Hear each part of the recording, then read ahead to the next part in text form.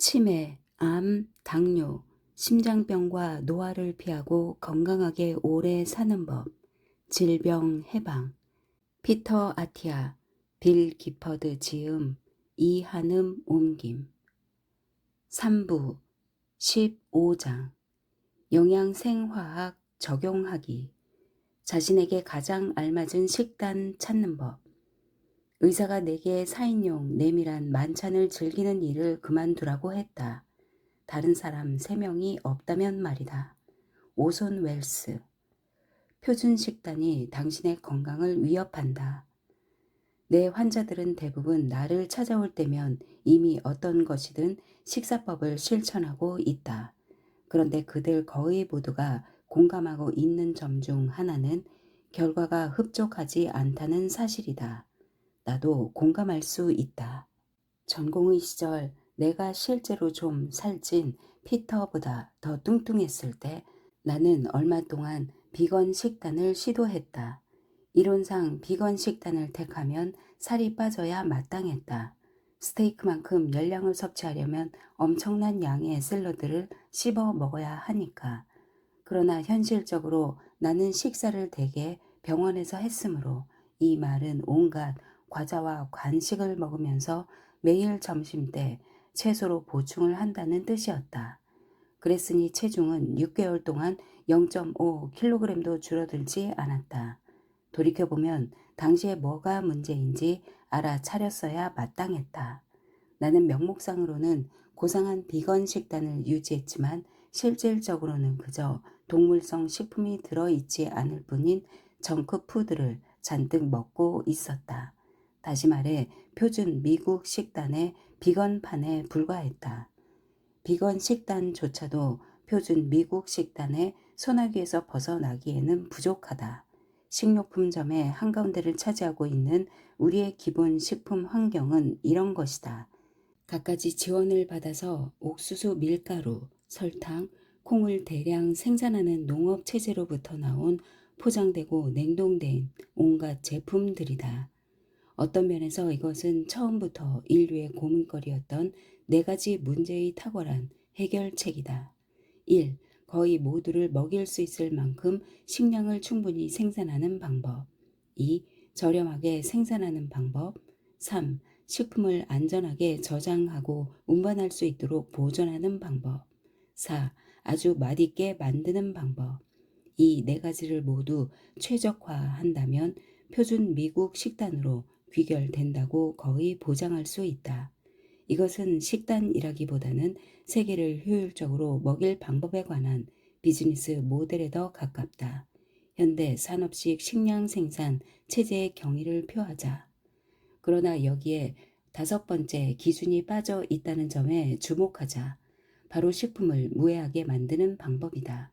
물론 표준 미국 식단은 딱히 해를 끼치려는 의도를 지니고 있지 않다.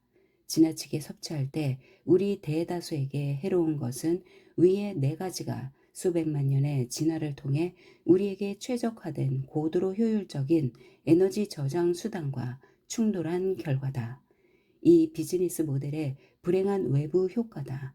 담배도 비슷하다. 담배 제조사들은 풍부한 농산물을 이용해 많은 돈을 벌고자 나섰는데 그들이 고안한 해결책인 담배는 불행한 부작용을 낳았다. 서서히 고객을 죽였다. 표준 미국 식단을 구성하는 요소들은 의도한 대로 대량 섭취할 때 대다수 사람들에게 거의 담배처럼 해를 끼친다. 가당, 섬유질이 적은 고도로 정제된 탄수화물, 가공류, 열량이 풍부한 기타 식품들이 그렇다. 여기서 모든 가공식품이 나쁘다는 뜻이 아니라는 점을 언급해 두자. 신선한 채소를 제외하고 우리가 먹는 것들은 거의 다 어느 정도 가공된다. 예를 들어 치즈는 우유를 보존하는 방식으로 창안된 가공식품이다. 우유는 냉장 보관하지 않으면 쉽게 상할 테니까. 우리가 표준 미국 식단을 이야기할 때 실제로 언급하는 대상은 정크푸드다. 우리가 직면한 기본 문제는 아마 인류 역사상 처음으로 설령 지구상의 대다수까지는 아니라고 해도 많은 사람들이 충분한 열량을 섭취할 수 있게 되었다는 것이다. 진화는 우리를 이런 상황에 대비시키지 못했다. 자연은 기꺼이 우리가 살이 찌도록 하며 솔직히 우리가 당뇨병에 걸리든 말든 개의치 않는다. 그래서 표준 미국 식단은 영양적으로 우리의 주요 목적을 망친다. 필요한 양보다 더 많이 먹도록 유도함으로써 과다 영양 상태가 되도록 하는 한편으로 단백질 등 건강을 최적 상태로 유지하는 데 필요한 영양소 대신에 저질, 초가공 성분들을 선호하게 만드는 경향이 있다. 표준 미국 식단은 몸의 대사 균형을 교란한다. 혈당 수치를 조절하는 우리 능력에 엄청난 부담을 주고 우리가 지방을 사용해야 할 때 오히려 저장하도록 만든다. 미국 농무부에 따르면 미국인이 섭취하는 열량의 주된 원천은 파이, 케이크, 과자 같은 곡물 기반 디저트라는 범주에 속한 것들이다. 이것이 바로 우리가 가장 많이 먹는 식품군이다. 치즈케이크 전문점 같은 곳에서 곡물 기반 디저트를 잔뜩 먹는다면 혈당 수치가 치솟을 것이다. 그리고 앞에서 보았듯이 이런 일이 계속 되풀이 된다면 이윽고 그 모든 열량을 안전하게 처리할 수 없게 될 것이다. 표준 미국 식단은 본질적으로 우리의 대사 건강과 전쟁을 벌이고 있으며 시간이 충분하다면 우리 대다수는 이 전쟁에서 질 것이다. 표준 식단의 중력에서 벗어나는 세 가지 전략. 표준 미국 식단으로부터 더 멀어질수록 우리는 더 나아질 것이다. 이는 대다수 식사법의 공통 목표다. 덜 먹고 더 나아가 더 잘 먹음으로써 표준 미국 식단의 강력한 중력으로부터 벗어나도록 돕는 것이다. 그러나 덜 먹는 것이야말로 1차 목표다. 일단 꼬리표와 이념을 벗겨내고서 보면 거의 모든 식사법이 적어도 다음 세 가지 전략 중 하나에 의존함으로써 목표를 달성하고자 한다는 점을 알아차리게 된다. 1. 열량 제한. 전체적으로 덜 먹기. 하지만 무엇을 먹는지 또는 언제 먹는지에는 주의를 기울이지 않는다. 2. 시기 제한. 식단에서 특정한 요소를 덜 먹기. 고기, 당, 지방 등. 3. 시간 제한. 특정한 시간 동안 안 먹기. 여러 날 단식하는 것까지 포함한다. 다시 말해 당신이 영양 과잉 상태라면, 즉 통계적으로 인구의 약 3분의 2에 해당한다면 당신은 적어도 다음과 같은 열량 제한 방법 중 하나를 적용할 필요가 있을 것이다. 자신이 무엇을 먹는지를 꼼꼼하게 추적하기, 그리고 줄이기, 특정한 식품을 끊기, 먹는 데 쓰는 시간을 줄이기, 이것이 전부다. 영양에 접근하는 방법을 이 세 전략으로 분류함으로써 우리는 저지방이나 지중해식 식단처럼 우리에게 그다지 알려주는 것이 없는 꼬리표에 의존하는 대신에 식단 개입을 더 객관적으로 논의할 수 있게 된다. 이 변수들 중 어느 것도 수정하지 않는다면, 원하는 것을 원할 때마다 원하는 만큼 먹는다면 우리는 결국 표준 미국 식단으로 돌아가게 된다. 이 접근법 각각에는 나름의 장단점이 있으며 지난 10년 동안 무수한 환자들과 영양 문제에 대처하면서 나도 숱하게 접했다. 뒤에서 상세히 살펴볼 텐데 먼저 짧게 요약해보자. 1. 순수한 효능이라는 관점에서 보자면 열량 제한이 분명히 가장 낫다. 이것이 바로 보디빌더가 근육량을 유지하면서 체중을 줄이는 방법이자 식품 선택에서 가장 융통성을 발휘할 수 있는 방법이기도 하다. 문제는 완벽하게 하지 않는다면 먹는 것 하나하나를 다 추적하고 속이거나 간식을 먹으려는 충동에 굴복하지 않아야 한다. 효과가 없다는 것이다. 많은 이들은 이 방법을 계속하기가 힘들다. 2. 식이 제한은 에너지 섭취량을 줄이고자 할 때 가장 흔히 쓰는 전략일 것이다. 개념은 단순하다. 특정한 식품을 골라서 아예 먹지 않는 것이다. 이 방법은 제외시켰을 때 열량 부족을 일으킬 만큼 그 식품이 풍족하고 충분히 중요할 때만 효과가 있을 것이 분명하다.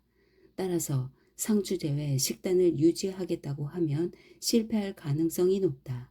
또 특정한 식이 제한을 완벽하게 유지한다고 해도 여전히 과식을 할 수 있다. 내가 비건 식단을 시도했을 때처럼 말이다. 3. 시간 제한.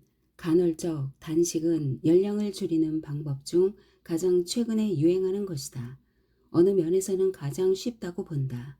내가 자전거 선수로 뛸 때 나는 이미 아주 가벼운 내 나름으로는 내 체중에서 2.7kg을 더 빼려고 애쓰고 있었는데 시간 제한이 내 주된 방법이 되었다. 나는 하루에 3시간 훈련을 하는 와중에도 하루 한 끼만 먹곤 했다. 그러나 이 방법은 과식 못지않게 역효과를 일으킬 수 있다. 재미있게도 나는 하루 한 끼 방법을 택한 환자들이 그 한 끼를 주로 피자와 아이스크림을 얼마나 많이 먹을 수 있는지를 알아보는 경연대회로 바꿈으로써 체중이 오히려 불어나는 상황을 목격하곤 한다. 그러나 이 접근법의 더 중요한 단점은 시도한 사람들 대다수가 단백질 부족 상태에 이른다는 것이다. 단백질 필요량은 이번 장의 뒷부분에서 다룰 것이다. 시간 제한에서 흔히 접하는 상황 중 하나는 체중은 빠지지만 신체 조성이 안 좋은 쪽으로 바뀌는 것이다. 체지방은 동일하거나 더 늘어나는 반면 지방 뺀 체중, 근육이 줄어든다. 이번 장의 나머지에서는 이 3가지 접근법을 구체적으로 살펴보겠다. 가장 중요한 것, 우리가 얼마나 많이 먹는지부터 시작하자. 열량 제한. 열량이 가장 문제다. 같은 말을 반복하는 양 들릴지 모르지만 우리가 해결하고자 또는 피하고자 하는 문제들 중 상당수가 우리가 안전하게 이용하거나 저장할 수 있는 수준을 초월해 열량을 많이 섭취하는 데서 비롯된다는 사실을 지금쯤 명백히 깨달았을 것이다. 필요한 양보다 더 많은 에너지를 섭취한다면 남는 양은 결국 어떤 식으로든 간에 지방 조직으로 들어갈 것이다. 이 불균형이 계속된다면 안전한 피부 및 지방 조직의 수용량을 초과하고 6장에서 말했듯이 남는 지방은 간, 내장, 근육으로 흘러넘칠 것이다. 열량을 얼마나 많이 섭취하는지는 이 책에서 이야기하는 다른 모든 것에 엄청난 영향을 미친다. 어떤 식품으로든 하루에 약 1000칼로리를 추가로 섭취한다면 조만간 이런저런 문제가 생길 것이다. 앞의 장들에서 우리는 과잉 열량이 대사 질환뿐 아니라 심장병, 암, 알츠하이머 병 등 여러 만성 질환에 기여한다는 것을 알았다. 또 열량 섭취를 줄일수록 수명이 늘어나는 경향을 보인다는 실험 자료들이 수십 년에 걸쳐 쌓여왔다는 것도 안다. 5장. 적어도 쥐와 생쥐 같은 실험 동물들은 그랬다. 그리고 많은 현대인들에게서도 수명 연장 효과가 나왔다. 비록 이것이 이런 실험들 대부분에서 대조군으로 삼은 동물들의 기본 상태인 과식에 따른 알려진 위험들이 제거됨으로써 나타난 현상인지 아니면 진정한 수명 연장인지를 놓고 논쟁이 벌어지고 있긴 하지만 실험동물이 아닌 사람에게 적용할 때 열량 제한은 대개 다른 이름으로 불린다. 열량 계산이다. 열량을 계산하고 제한하는 사람들이 체중을 줄일 수 있고 실제로 줄인다는 것을 보여주는 연구가 많다. 그런 연구들은 체중 감소를 알아보는 것이 주된 목표다. 다이어트 전문 기업인 웨이트 워처스가 하는 일이 이것이기도 하다. 이 일이 성공하는데 가장 큰 장애물은 첫 번째는 허기고 두 번째는 자신이 먹는 것들을 세세하게 계속 추적해야 한다는 점이다. 지금은 10년 전보다 더 나은 도우미 앱들이 나와 있지만 여전히 쉽지 않다. 보디빌더와 운동선수가 선호하는 이 방식은 어떤 이들에게는 놀라울 만치 효과가 좋지만 많은 이들에게는 무엇을 먹는지 계속 추적한다는 것이 실현 불가능한 요구 조건이다. 한 가지 사소한 장점은 열량 계산이 식품 전체에는 관여하지 않는다는 것이다. 즉 하루 섭취량을 유지하기만 하면 원하는 것을 먹을 수 있다는 뜻이다. 그러나 판단을 잘못 내리는 상황이 너무 잦아지면 배가 심하게 고플 것이고 따라서 식품을 고를 때 신중해야 한다. 스니커즈 바만으로 이루어진 열량 제한 식단으로도 체중을 뺄 수 있겠지만 삶은 브로콜리와 닭 가슴살을 고른다면 훨씬 더 즐겁게 먹을 수 있다. 열량 제한을 수명 연장 도구로 사람에게 적용할 수 있는지 또는 해야 하는지를 놓고 오래전부터 논쟁이 이어져 왔다. 16세기 이탈리아 신사인 루이기 코로나로에게는 효과가 있었던 듯하다. 그는 100세까지 살았다고 주장했다. 실제로는 80대에 사망했을 가능성이 높다. 이 장수 혜택이 실제로 있는지 사람을 대상으로 장기적으로 연구하기란 분명히 어렵다. 이유는 앞서 개괄한 바 있다. 그래서 원숭이를 대상으로 이 가설을 검증하는 연구가 이루어졌다. 2건의 장기 영장류 연구다. 결과는 아주 놀라우며 지금도 열띤 논쟁이 벌어지고 있다. 2009년 7월 사이언스의 붉은 털 원숭이들을 대상으로 마음껏 먹도록 한 집단보다 열량 제한을 한 집단이 무려 20여 년 더 오래 살았다는 연구 결과가 실렸다. 뉴욕 타임스 일면에는 다이어트 하는 원숭이가 장수의 희망을 제공하다라는 기사가 실렸다. 함께 실린 사진들은 어떤 일이 일어났는지 잘 보여주었다. 왼쪽 사진은 칸토라는 원숭이로 꽤 나이가 든 27세임에도 말쑥하고 활기차 보이는 반면 오른쪽 사진의 원숭이 오원은 나이가 그보다 겨우 2년 더 많을 뿐인데도 칸토의 무기력하고 기운 없는 삼촌처럼 보였다. 칸토는 거의 평생 동안 열량 제한 식사를 한 반면 오원은 원하는 대로 마음껏 먹으며 살았다.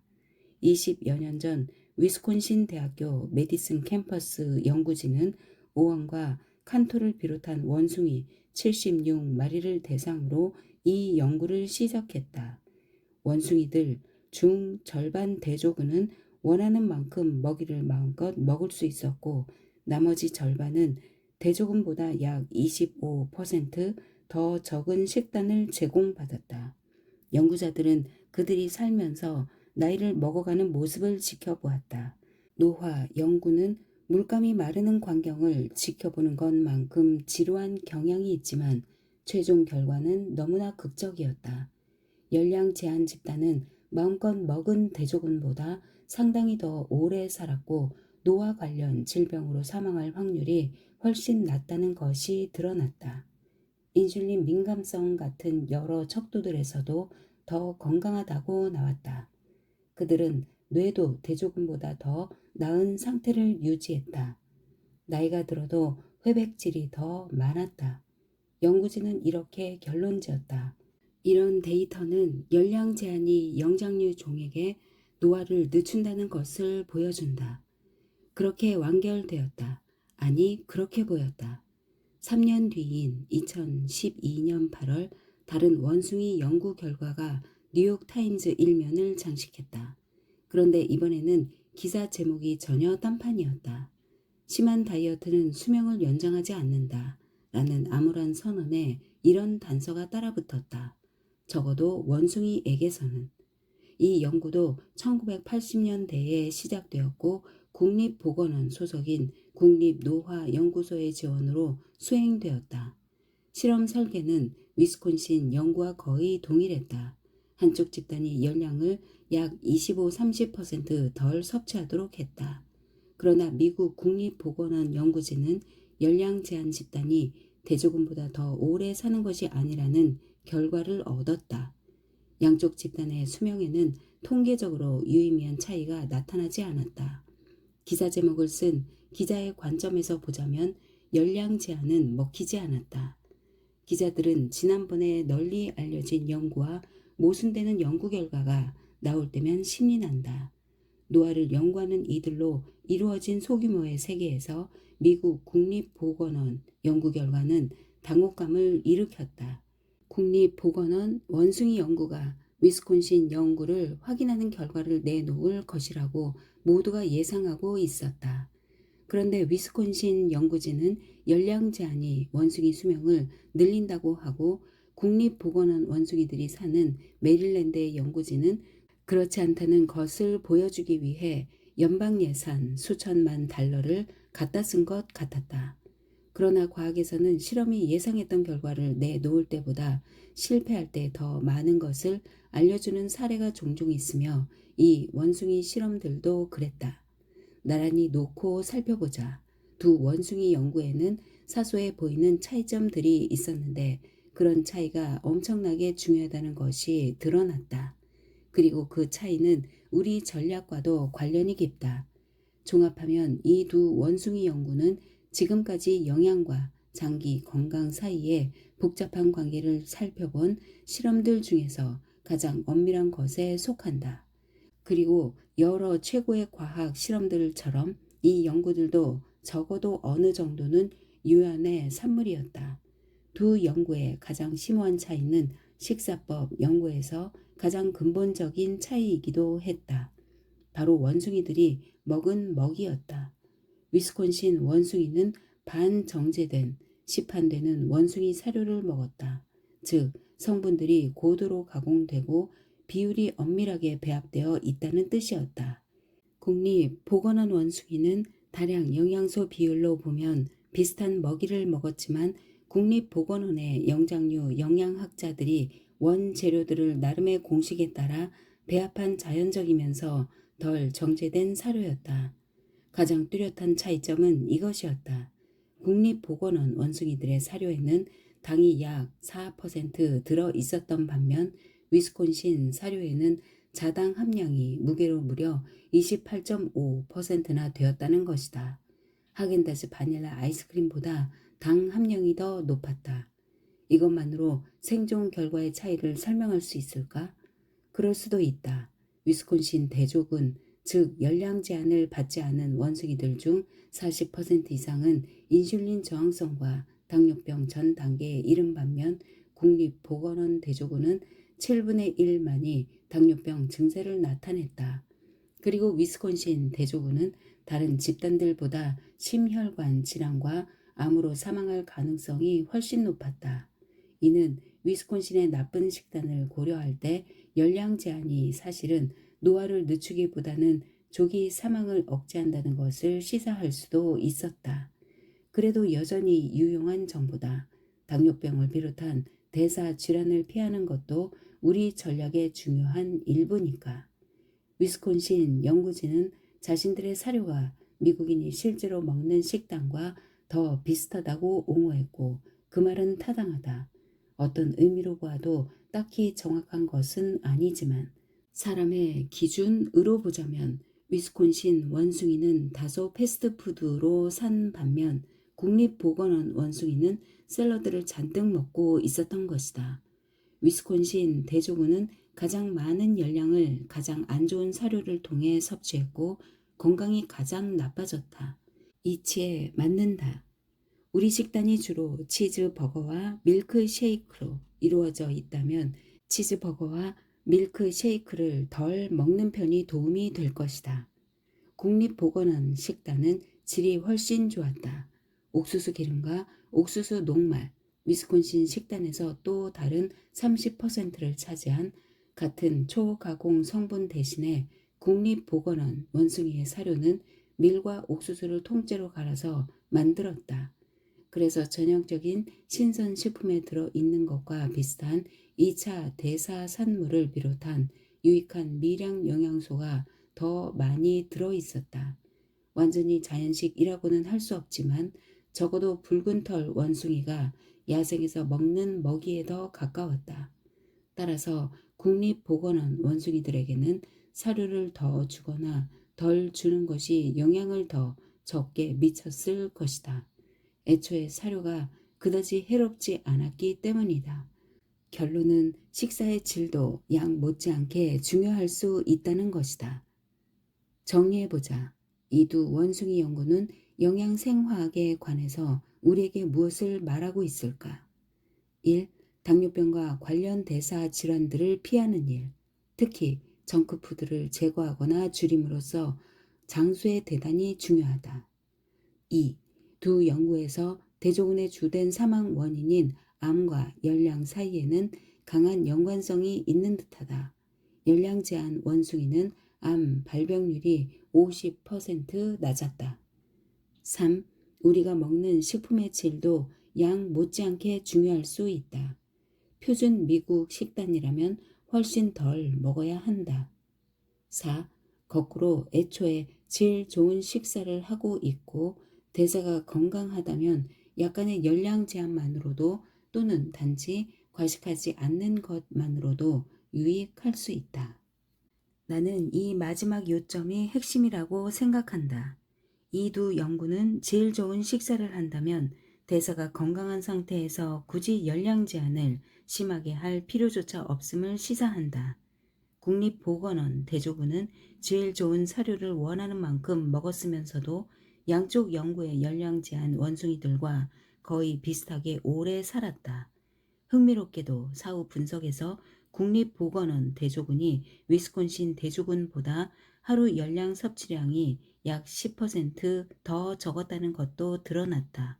이런 차이는 더 질 좋은 식사를 함으로써 허기를 덜 느꼈기 때문에 자연스럽게 나타났을 가능성이 높다. 연구진은 이런 아주 작은 열량 제한 차이조차 중요할 수 있다고 추정했다. 또 영양 과잉을 피하는 것이 좋다는 우리 논지를 분명히 뒷받침한다. 이런 연구 결과들이 모두 열량 섭취를 대폭 심하게 줄일 필요가 있다는 것을 시사하는 의미가 아니라는 점을 유념하자. 열량 제한은 대사 건강이 안 좋거나 영양 과잉인 사람에게 도움을 줄 수 있다. 그러나 나는 장기간에 걸친 심한 열량 제한이 제공할 수도 있을 수명 연장 혜택이 무엇이든 간에 과연 수반되는 트레이드 오프를 무릅쓸 만한 가치가 있을지는 확신이 들지 않는다. 계속 허기가 지는 것은 말할 것도 없고 면역력 약화와 더욱 안 좋게는 악액질과 근감소증에 취약해지는 것 등이 그렇다. 이런 원치 않는 부작용은 이미 노화에 따라 진행되고 있는 부정적인 과정들 중 일부를 가속시킬 것이며 이는 특히 노년층에서 열량 제한이 이롭기보다는 해를 끼칠 가능성이 더 높음을 시사한다. 이 원숭이들은 국립보건원 집단처럼 우리도 대사가 건강하고 영양 과잉이 아니라면 저질 식단을 피하는 것만 해도 된다고 알려준다. 국립보건원 열량 제한 집단의 몇몇 원숭이는 지금까지 기록된 붉은 털 원숭이들 중 가장 장수했다.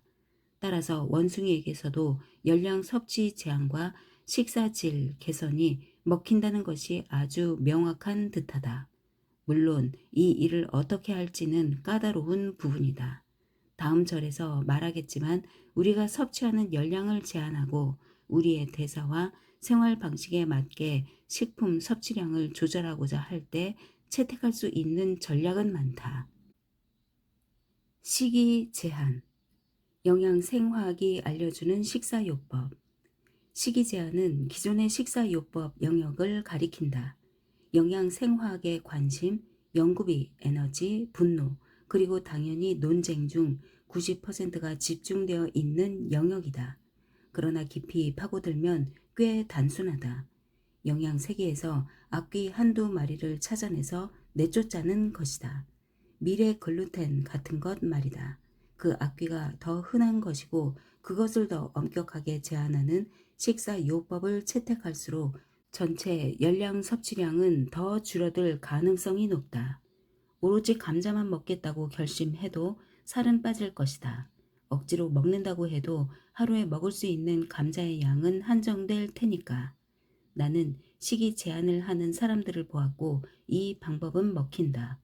어려운 부분은 제외하거나 제한할 식품을 결정하는 일이다. 우리 조상들은 이런 문제를 겪지 않았다. 우리 조상들이 기회주의적 잡식 동물임을, 즉 필요할 때 식량을 전환할 수 있는 동물이었음을 시사하는 증거는 충분히 많다. 손에 넣을 수 있는 것이라면 무엇이든 닥치는 대로 먹었다. 많은 식물, 많은 녹말, 구할 수만 있으면 먹은 동물 단백질, 손에 넣을 수만 있다면 먹은 꿀과 열매 등 또 적어도 현존하는 몇몇 수렵 채집 사회를 연구한 결과를 토대로 할 때 그들은 대사가 아주 건강했던 듯하다. 우리도 그렇게 해야 할까? 우리도 수중에 넣을 수 있는 모든 것을 닥치는 대로 먹는 기회주의적 잡식 동물이 되어야 할까?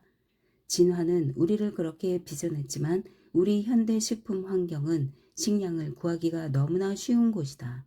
따라서 영양 과잉과 대사 건강 문제를 겪는 이들이 아주 흔하다. 열량을 섭취할 수 있는 식품과 맛있게 요리하는 방법이 너무나 많다. 따라서 식이 제한이 필요하다. 우리는 먹을 수 있는 것과 먹을 수 없는 것 또는 먹지 말아야 할 것을 나누는 벽을 세울 필요가 있다. 식이 제한의 장점은 개인마다 맞춤 적용할 수 있다는 것이다. 자신의 필요에 따라서 제한을 다양하게 할 수 있다. 모든 가당 음료를 안 먹겠다고 결심할 수도 있으며 그런 결심은 아주 좋은 출발점이 될 것이다. 그리고 비교적 하기도 쉽다. 여기에서 한 단계 더 나아가 달콤한 과일 주스도 끊을 수 있다. 당을 첨가한 다른 식품들까지도 끊을 수 있다. 또는 탄수화물 전체를 줄이거나 끊는 데까지 나아갈 수도 있다. 많은 이들에게 탄수화물 제한이 그토록 효과적인 한 가지 이유는 먹는 식품의 종류뿐 아니라 식욕도 줄이는 경향이 있기 때문이다. 그러나 식이 제한을 유지하기가 쉽지 않은 사람들도 있다. 나조차도 케톤 생성, 식단을 며칠 이상 지속할 생각이 결코 없다. 지방 제한은 선택할 식품의 종류도 제한하지만 잘못된 저지방 식품을 먹는 쪽을 택한다면 고탄, 정크푸드 같은 식욕을 떨어뜨리는 데는 별 효과가 없을 수도 있다. 예를 들어 탄수화물을 대부분 시리얼 형태로 섭취한다면 온종일 배가 아주 고픈 상태로 지니게 될 것이다.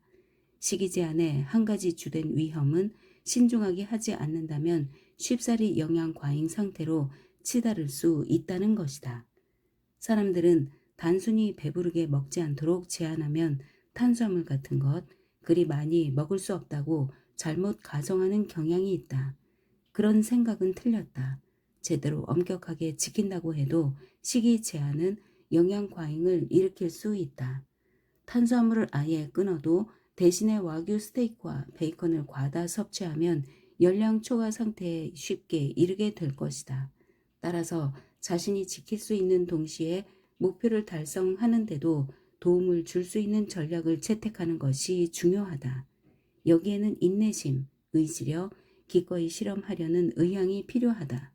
또 우리는 이 과정에서 절대 다른 목표들을 해치지 않기를 원한다. 예를 들어 단백질을 제한하는 형태의 모든 식이 제한은 아마 대다수에게는 안 좋은 방안일 것이다. 근육의 유지나 성장에 지장을 줄 가능성이 높아서다. 마찬가지로 탄수화물을 많은 포화 지방으로 대체하는 것도 아포지질 단백질 B 수치를 따라서 심혈관 질환 위험을 급증시킨다면 역효과를 일으킬 수 있다. 식이 제한의 더 중요한 문제점은 사람마다 대사가 다르다는 것이다. 저탄수화물 식단이나 케톤 생성 식단을 택하면 체중이 크게 줄어들고 대사 표지자가 개선되는 사람도 있는 반면 오히려 체중이 늘고 지질 표지자들이 혼란스러운 양상을 보이는 이들도 있다. 똑같은 식단인데도 그렇다. 또 저지방 식단을 택했을 때 체중이 줄어드는 이들도 있는 반면 늘어나는 이들도 있다. 내 환자들에게서도 이런 양상들을 종종 보아왔다. 비슷한 식단이라도 사람에 따라서 전혀 다른 결과가 나오곤 한다. 예를 들어 내 환자인 에두아르도는 몇 년 전 나를 찾아왔을 때 2형 당뇨병에 걸린 것으로 판명되었고 따라서 분명히 탄수화물 섭취를 줄이는 것이 해결책이었다. 아무튼 2형 당뇨병은 탄수화물 대사에 장애가 있는 병이니까. 에두아르도는 겉보기에는 아주 건강했다. 그는 축구선수 같은 체격이었고 건설 현장에서 일하고 있었다. 게으르고 많이 먹는 당뇨병 환자라는 진부한 잘못된 생각에 들어맞지 않았다.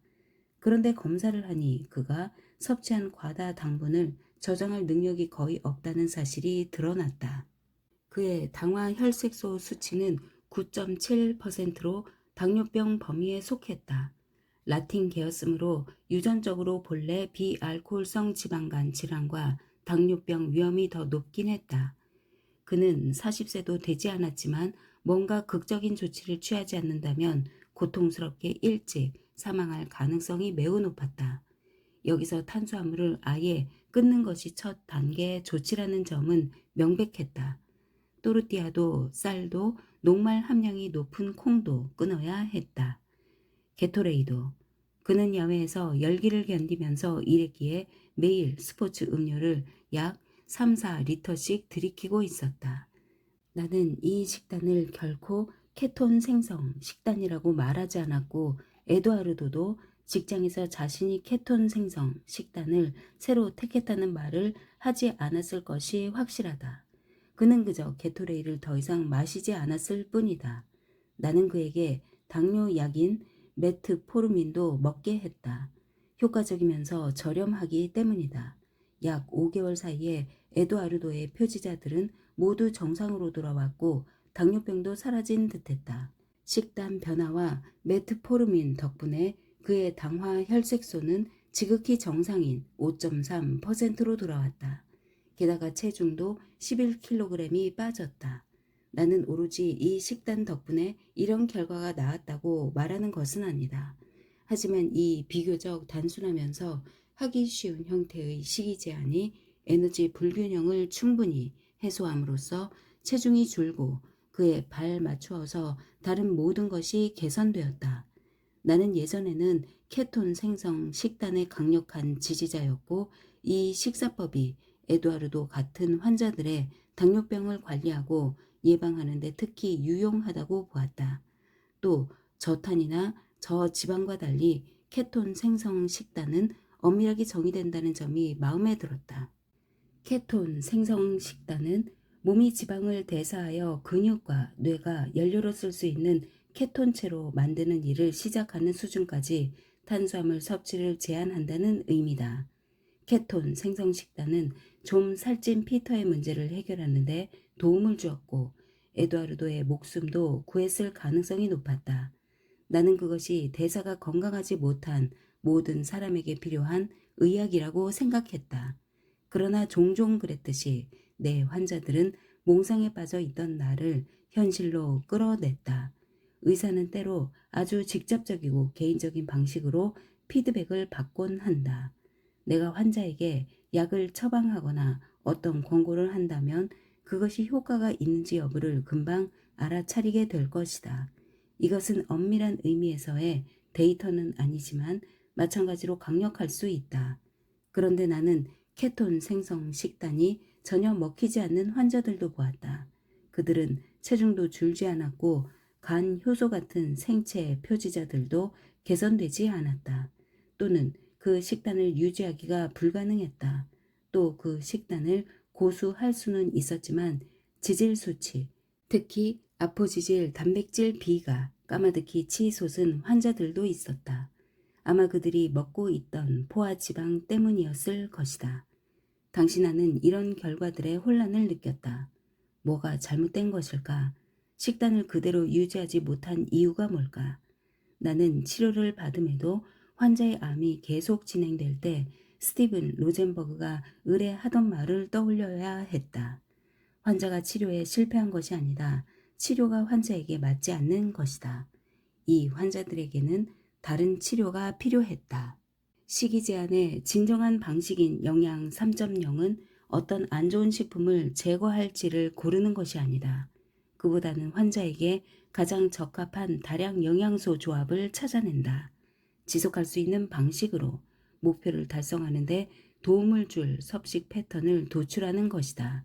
이는 까다로운 행위를 잡는 행위이며 다시금 우리에게 꼬리표와 견해를 잇고서 영양생화학에 초점을 맞출 것을 요구한다.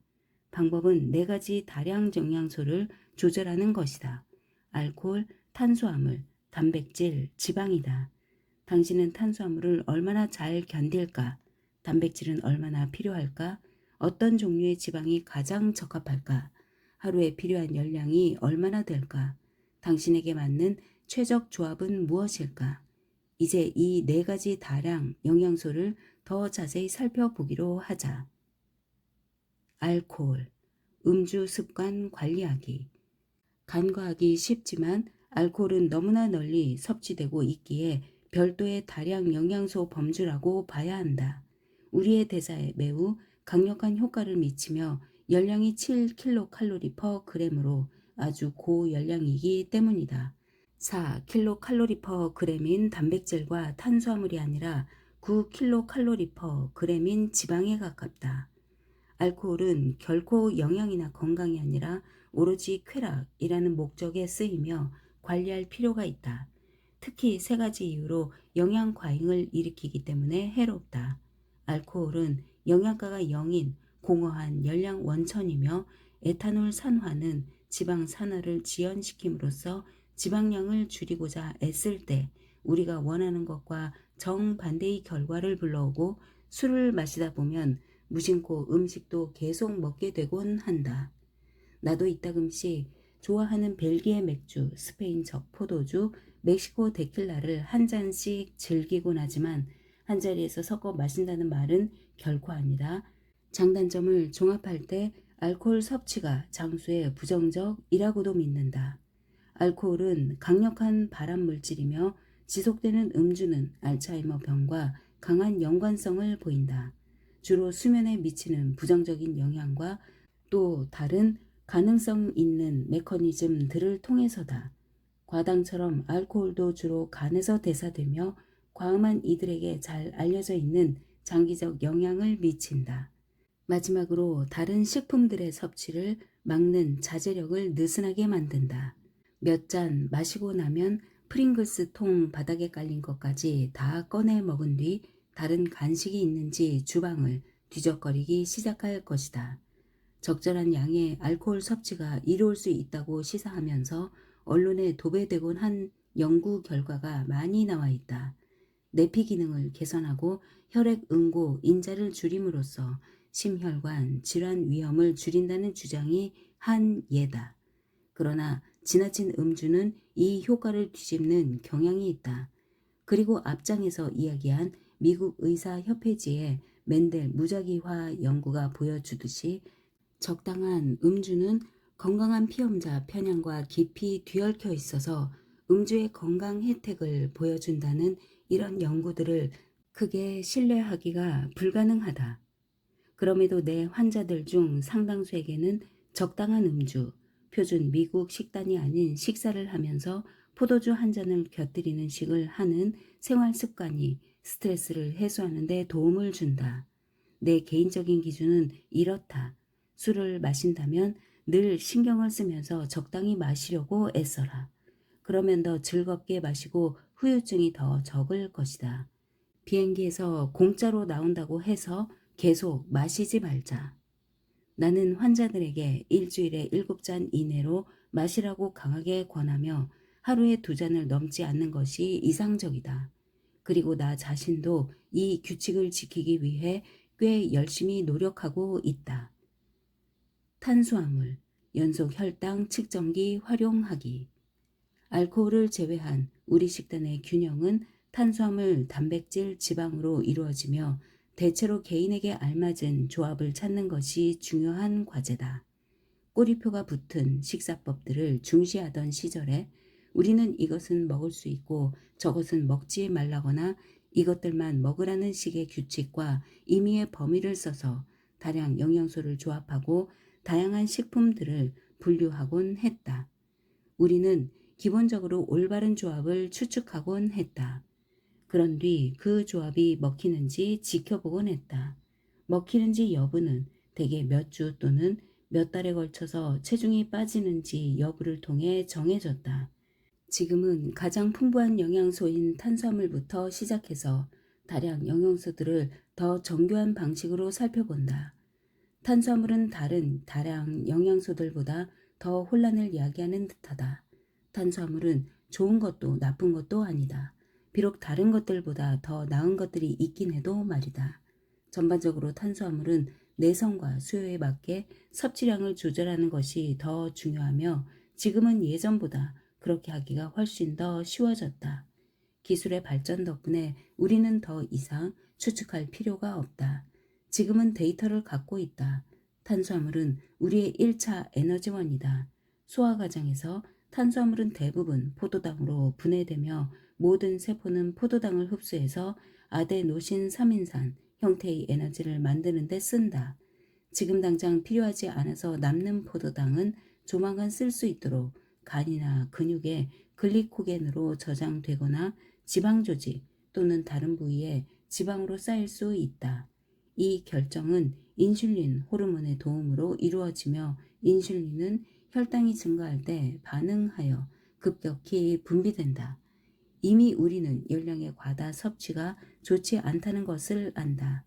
6장에서 살펴보았듯이 탄수화물 형태의 이런 추가 열량은 비알코올성 지방간 질환에서 인슐린 저항성과 2형 당뇨병에 이르기까지 다양한 문제들을 일으킬 수 있다. 우리는 높은 혈당 수치가 충분히 오래 지속된다면 뇌기사 질병의 위험을 모두 증폭시킨다는 것을 안다. 그러나 반복되는 혈당 급증과 그에 수반되는 인슐린 급증도 부정적인 결과를 빚어낼 수 있다는 증거가 있다. 포도당 유입에 대한 반응은 사람마다 다를 것이다. 누군가에게는 포도당 또는 탄수화물 과다 상태가 다른 사람에게는 아직 부족한 상태일 수도 있다. 고강도 지구력 경기를 위해 훈련을 하거나 경기에서 뛰는 운동선수는 하루에 탄수화물 600, 800g을 쉽게 섭취할 그리고 태울 수 있다. 내가 지금 매일 그만큼 섭취한다면 아마 1년도 안 가서 당뇨병에 걸릴 것이다. 그렇다면 얼마나 많아야 너무 많은 것일까?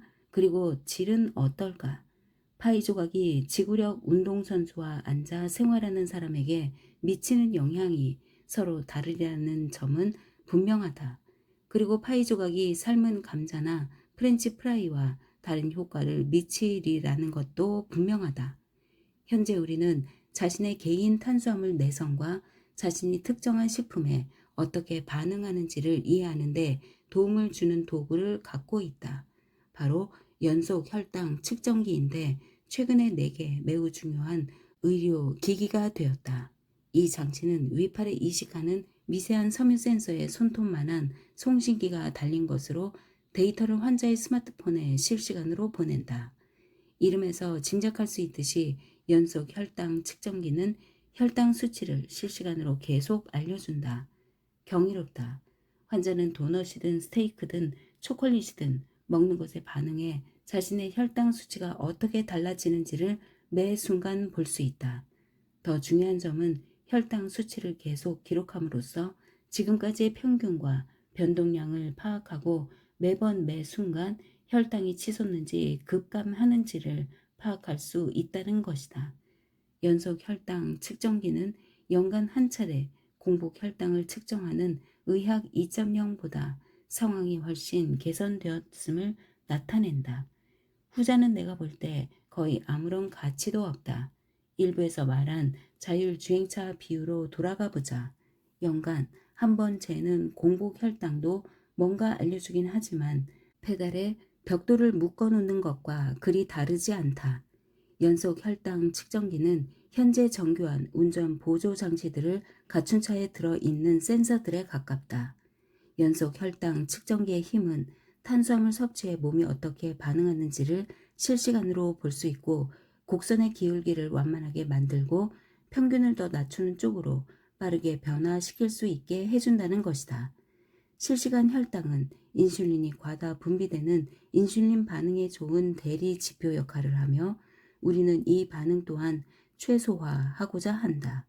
그리고 마지막으로 나는 평균 혈당을 추정하는 데 쓰이는 전통적인 혈액 검사인 당화 혈색소보다 이것이 훨씬 더 정확하고 활용 가능성이 높다고 본다.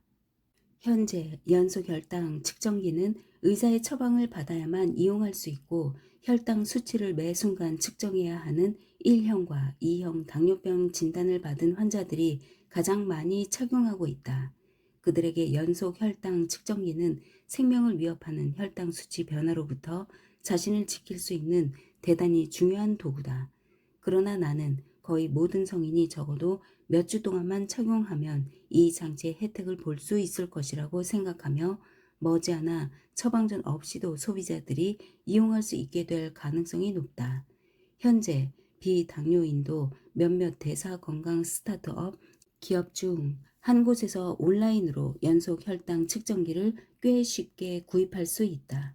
그러나 일부 전문가들과 증거 기반 의학계는 연속 혈당 측정기를 이용하는 비당뇨인들이 점점 늘어나는 것을 비판해 왔다. 그런 부류가 의례 그렇듯이 그들은 비용이 너무 많이 든다고 주장한다. 연속 혈당 측정기는 비용이 월간 약 120달러이므로 적은 돈이 아니다. 그래도 나는 대사 기능 이상이 생겨서 이윽고 2형 당뇨병으로 진행되도록 허용하는 것보다 훨씬 싸게 먹힌다고 주장하겠다. 인슐린 치료만 해도 월간 수백 달러가 들 수 있다. 또 연속 혈당 측정기가 더 흔해지고 처방전 없이 더 쉽게 이용할 수 있게 될수록 비용은 줄어들 것이 확실하다. 대개 내 건강한 환자들은 한두 달만 연속 혈당 측정기를 이용하면 어떤 식품이 혈당 그리고 인슐린을 치솟게 하고 혈당 곡선을 더 안정시키려면 섭식 패턴을 어떻게 조절해야 하는지를 이해하기 시작한다. 일단 그런 깨달음을 얻으면 많은 이들은 더 이상 연속 혈당 측정기가 필요 없다. 그러니 투자할 가치가 있다. 건강한 환자에게 연속 혈당 측정기를 쓰는 것에 반대하는 두 번째 주장도 꽤 전형적이다. 이 기술의 혜택을 보여주는 무작위 임상 시험이 전혀 없다는 것이다. 엄밀히 말하면 사실이지만 약한 논리다. 한 가지는 연속 혈당 측정기의 이용자가 아주 빠르게 증가하고 기술이 아주 빠르게 발전하고 있기에 당신이 이 책을 읽을 즈음이면 무작위 대조 실험 결과가 발표되었을 가능성이 높다는 것이다. 충분히 오랜 기간에 걸쳐서 가장 중요한 척도를 검사하는 임상시험을 설계할 수 있다고 가정한다면, 나는 그런 연구가 제대로 이루어지기만 한다면 혜택이 있음을 보여줄 것이라고 확신한다. 혈당을 낮고 안정하게 유지하는 것에 대단히 중요함을 보여주는 데이터는 이미 충분히 있다. 2011년 주로 2형 당뇨병에 걸리지 않은 이들로 구성된 2만 명을 살펴본 연구에서는 평균 혈당 수치, 당화 혈색소로 잰 수치가 증가함에 따라서 사망 위험이 일관되게 증가한다고 나왔다. 혈당이 증가할수록 사망 위험도 증가했다. 혈당이 비당뇨 범위에 있을 때도 마찬가지였다. 사람들의 혈당 수치 변이폭을 살펴본 2019년 연구에서는 혈당 변이폭이 상위 4분 위에 해당하는 이들이 하위 4분 위에 속한 더 안정적인 이들보다 사망 위험이 2.67배 높다고 나왔다. 이런 연구들로 볼 때 우리가 평균 혈당 수치를 낮추고 매일, 매 시간 단위로 변동폭을 줄이고 싶어 하는 것도 아주 당연해 보인다. 연속 혈당 측정기는 이 목표를 달성하도록 도와줄 수 있는 도구다. 우리는 이것을 건강한 사람들이 건강하게 지내도록 돕는 데 쓴다. 논란거리가 될 이유가 없다. 내 환자들에게 연속 혈당 측정기를 착용시킬 때 나는 진행 과정이 뚜렷하게 두 단계로 나뉘는 것을 복원한다. 첫 번째는 깨달음 단계다. 다양한 식품, 운동, 수면, 특히 부족할 때 스트레스가 혈당 수치에 어떻게 영향을 미치는지를 실시간으로 보는 단계다. 이 정보의 혜택은 아무리 강조해도 지나치지 않다. 환자들은 거의 다 자신이 좋아하는 식품 중 일부를 섭취했을 때 혈당 수치가 급증했다가 급감하는 양상을 보면서 놀라곤 한다. 이는 두 번째 단계로 이어진다. 내가 행동 단계라고 부르는 것이다. 이제 사람들은 감자칩 한 봉지에 혈당 수치가 어떻게 반응할지를 대체로 알며 이 지식은 부주의하게 먹는 행동을 자제시킨다. 나는 연속 혈당 측정기가 호손 효과를 강력하게 활성화한다는 것을 알았다. 호손 효과는 예전부터 관찰된 현상으로 남들이 지켜볼 때 사람들이 행동을 바꾸는 것을 말한다. 같은 이유로 호손 효과는 사람들이 실제로 무엇을 먹는지를 연구하는 것을 어렵게 만들기도 한다. 대개 연속 혈당 측정기를 사용하기 시작한 한 달 정도는 깨달음에 초점이 맞추어진다. 그 뒤에는 실제 행동 개선 쪽으로 초점이 옮겨진다. 그러나 양쪽 다 아주 강력한 효과를 일으키며 환자들이 연속 혈당 측정기 사용을 중단한 뒤로도 나는 호손 효과가 지속되는 것을 보곤 한다. 감자칩 한 봉지가 혈당 수치에 어떤 변화를 일으킬지 알기 때문이다. 간식 습관을 타파하는데 더 많은 훈련이 필요한 사람은 대개 연속 혈당 측정기를 더 오래 사용해야 할 것이다. 연속 혈당 측정기는 APOE, E4인 사람들에게 특히 더 유용하다는 것이 드러났다. 그들은 비교적 젊을 때도 혈당 수치가 급격히 치솟는 양상을 보이곤 한다. 이들에게는 연속 혈당 측정기가 촉발하는 행동 변화가 알츠하이머병 예방 전략의 중요한 부분이 된다. 연속 혈당 측정기의 진정한 장점은 융통성을 발휘하면서도 환자의 식단을 조절할 수 있도록 한다는 것이다. 우리는 더 이상 가장 나은 결과가 나오기를 희망하면서 임의로 목표를 정해놓고 탄수화물이나 지방 섭취량을 줄이려고 애쓸 필요가 없다. 대신에 우리는 먹는 식품을 몸이 어떻게 처리하는지를 실시간으로 관찰할 수 있다. 평균 혈당 수치가 좀 높다고? 내가 예상하는 것보다 더 자주 160mg/dL 넘게 치솟곤 한다고? 아니면 식단의 탄수화물 함량을 좀 더 높여도 충분히 감당할 수 있을 듯 하다고? 모든 사람이 탄수화물을 제한할 필요는 없다. 남보다 더 잘 처리할 수 있는 이들도 있고 탄수화물 섭취를 심하게 제한하는 식단을 고수하기가 어려운 이들도 있다. 종합하자면 나는 평균 혈당 수치를 100mg/dL 이하로 또 표준 편차를 15mg/dL 미만으로 유지하고 싶다. 이 목표는 공격적이다. 100mg/dL는 당화 혈색소 5.1%에 해당하며 아주 낮은 수치다. 그러나 나는 비당뇨인과 당뇨인 양쪽에서 충분한 증거가 나왔다는 점을 고려할 때 사망과 질병 위험 감소라는 측면에서의 보상이 감소할 만큼 가치가 있다고 본다. 이 모든 일에는 실험과 반복이 필요하다. 식이 제한은 환자의 생활 습관, 나이, 운동 습관 등의 변화에 발맞추어서 융통성을 띄어야 한다. 어떤 식품을 먹었을 때 연속 혈당 측정기에서 수치가 올라가는 사람도 있고 그렇지 않은 사람도 있는 것을 볼 때면 늘 흥미가 솟구친다. 표준 미국 식단은 대다수 사람들의 연속 혈당 측정기에서 수치가 천장을 뚫고 치솟게 만든다. 모든 당과 가공된 탄수화물이 한꺼번에 혈액으로 쏟아져 들어와서 강한 인슐린 반응을 촉발하기 때문이다. 그런 양상은 우리가 원치 않는 것이다. 그러나 특정한 종류의 야채 타코처럼 건강해 보이는 음식도 때로 일부 사람들에게서 혈당 수치를 솟구치게 만들 수 있다. 이는 이런 탄수화물을 언제 먹느냐에 따라서도 달라진다. 한 끼에 쌀과 콩 요리 형태의 탄수화물을 150g 섭취하는 것과 같은 양을 하루 전체에 걸쳐서 먹는 것은 효과가 다르다. 그리고 같은 150g의 탄수화물을 시리얼 형태로 먹는 것과도 분명히 다르다. 또 모든 사람은 저녁보다 아침에 인슐린 반응이 더 민감한 양상을 띠는 경향이 있으므로 탄수화물 섭취는 오전에 주로 하는 편이 맞다.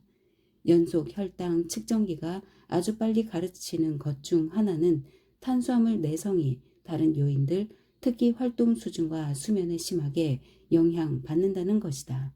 초지구력 운동선수, 즉 장거리 달리기나 수영이나 자전거 경주 선수는 훈련하는 시간 내내 탄수화물을 계속 태우므로 하루에 훨씬 더 많은 탄수화물을 섭취할 수 있다. 게다가 그들은 근육과 더 효율적인 미토콘드리아를 통해 포도당을 처리하는 능력이 대폭 증가해 있다. 또 수면 교란이나 부족은 포도당 항상성에 심한 지장을 초래한다. 단연간 나 자신과 환자들에게 연속 혈당 측정기를 쓰면서 많은 것을 보았지만 단 하루만 잠을 설쳐도 다음날 포도당 처리 능력이 얼마나 심하게 떨어지는지를 볼 때면 지금도 놀랍다. 내가 연속 혈당 측정기 덕분에 알게 된 또 한 가지 놀라운 사실은 밤의 혈당 수치에 어떤 변화가 일어나는 가다. 예를 들어 잠자리에 들 때 80mg 데시리터였다면 밤 동안 거의 내내 110까지 오른 상태로 유지된다. 이는 당사자가 심리적 스트레스를 처리하고 있을 가능성이 높음을 말해준다. 스트레스는 코르티솔 농도 증가를 촉발하고 코르티솔은 간에서 혈액으로 포도당을 더 많이 분비하도록 자극한다. 따라서 우리가 스트레스 수준을 낮추고 수면의 질도 개선할 필요가 있음을 시사한다. 그렇다고 해서 굶은 채로 운동을 해야 한다는 말은 아니다. 내 환자 한 사람은 마지못해 연속혈당 측정기를 착용하기로 동의했는데 그 장치가 자신에게 속일 수 있는 초능력을 주었다고 킥킥거리면서 털어놓았다. 그는 특정한 유형의 금지된 탄수화물을 특정한 시간에만 다른 식품과 섞어 먹거나 운동한 뒤 먹으면 평균 혈당 수치 목표를 유지하면서도 원하는 음식을 모두 다 즐길 수 있는 방법을 알아냈다고 했다. 즉 그는 연속 혈당 측정기를 상대로 게임을 하고 있었지만 자신도 모르게 영양의 또 다른 규칙을 발견하고 있었던 것이다. 바로 시간이 중요하다는 것이다. 운동하기 전에 커다란 삶은 감자 한 개를 먹는다면 잠들기 직전에 먹는 것보다 하루 혈당 수치에 영향을 훨씬 덜 미칠 것이다. 연속 혈당 측정기의 한계도 명심하는 것이 중요하다. 바로 한 가지 변수만 측정한다는 점이다. 이 변수는 아주 중요하긴 하지만 유일한 것은 아니다. 따라서 연속 혈당 측정기 데이터만으로는 이상적인 식사법을 찾아내는데 부족할 것이다. 아침, 점심, 저녁에 베이컨을 먹는다면 명백히 최적 식단은 아님에도 연속 혈당 측정 기록에는 좋게 나올 수 있다. 마찬가지로 집의 체중계는 흡연이 살을 뺨으로 좋다고 알려줄 것이다. 내가 환자들의 다른 생체 표지자들도 자세히 추적하는 이유가 그래서다.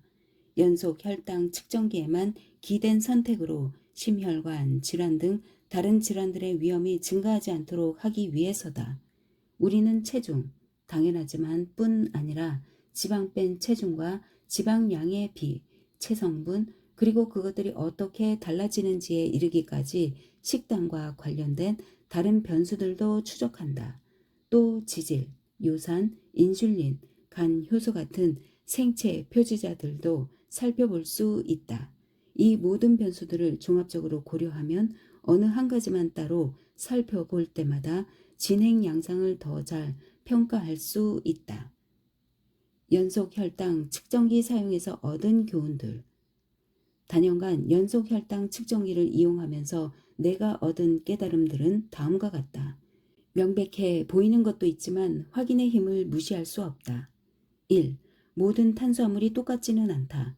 더 정제된 것일수록 모닝빵, 감자칩을 생각해보라. 혈당 수치가 더 빨리, 더 높이 치솟는다. 반면에 덜 가공되고 섬유질이 더 많이 섞인 탄수화물일수록 혈당 수치의 변동에 영향을 덜 미친다.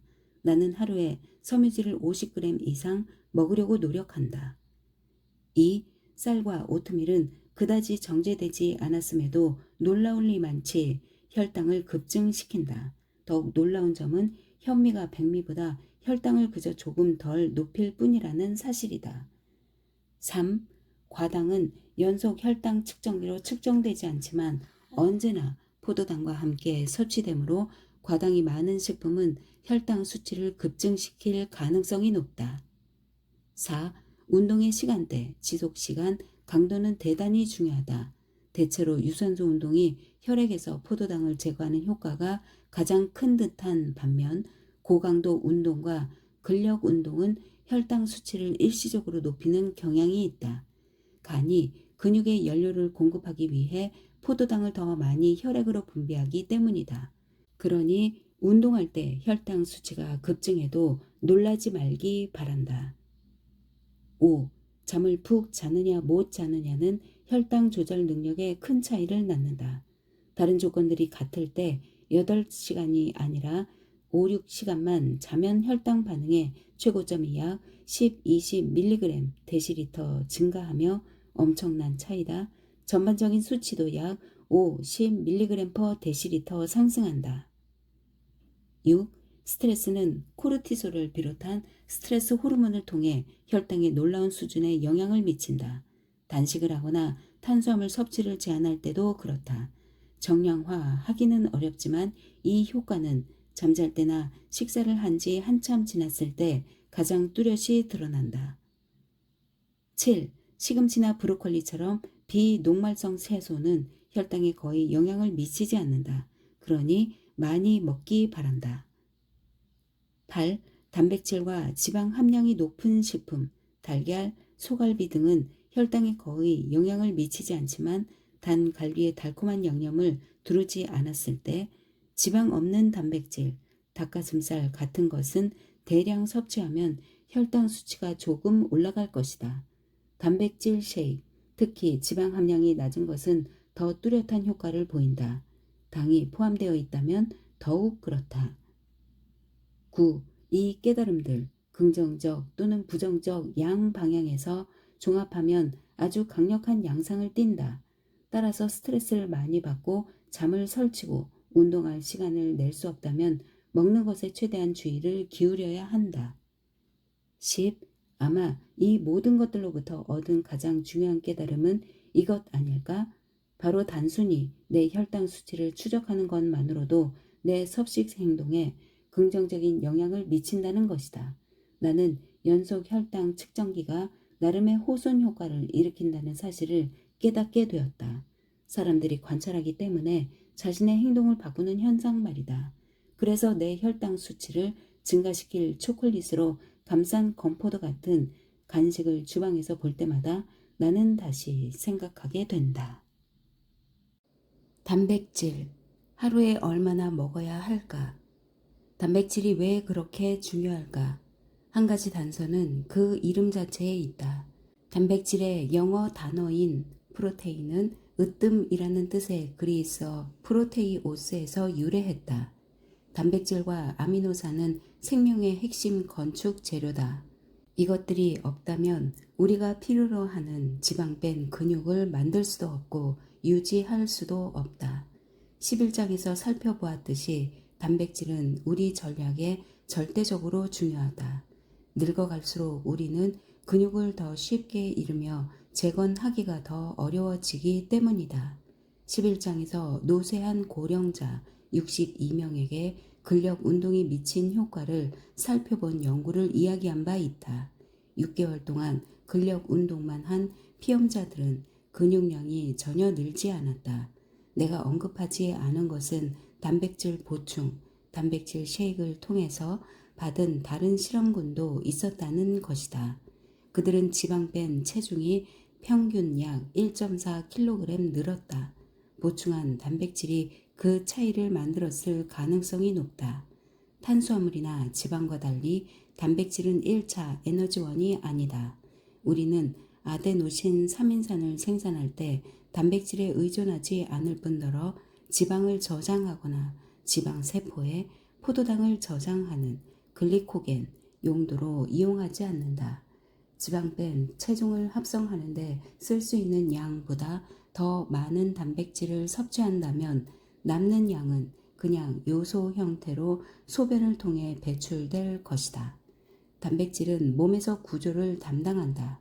단백질을 구성하는 20가지의 아미노산은 우리의 근육, 효소, 가장 중요한 호르몬들 중 상당수를 만드는 구성 단위다. 털, 피부, 손톱을 자라게 하고 유지하는 것부터 면역계의 항체 생성을 돕는 것에 이르기까지 온갖 일에 관여한다. 게다가 우리는 이 20가지 중 9가지는 식사를 통해 얻어야 한다.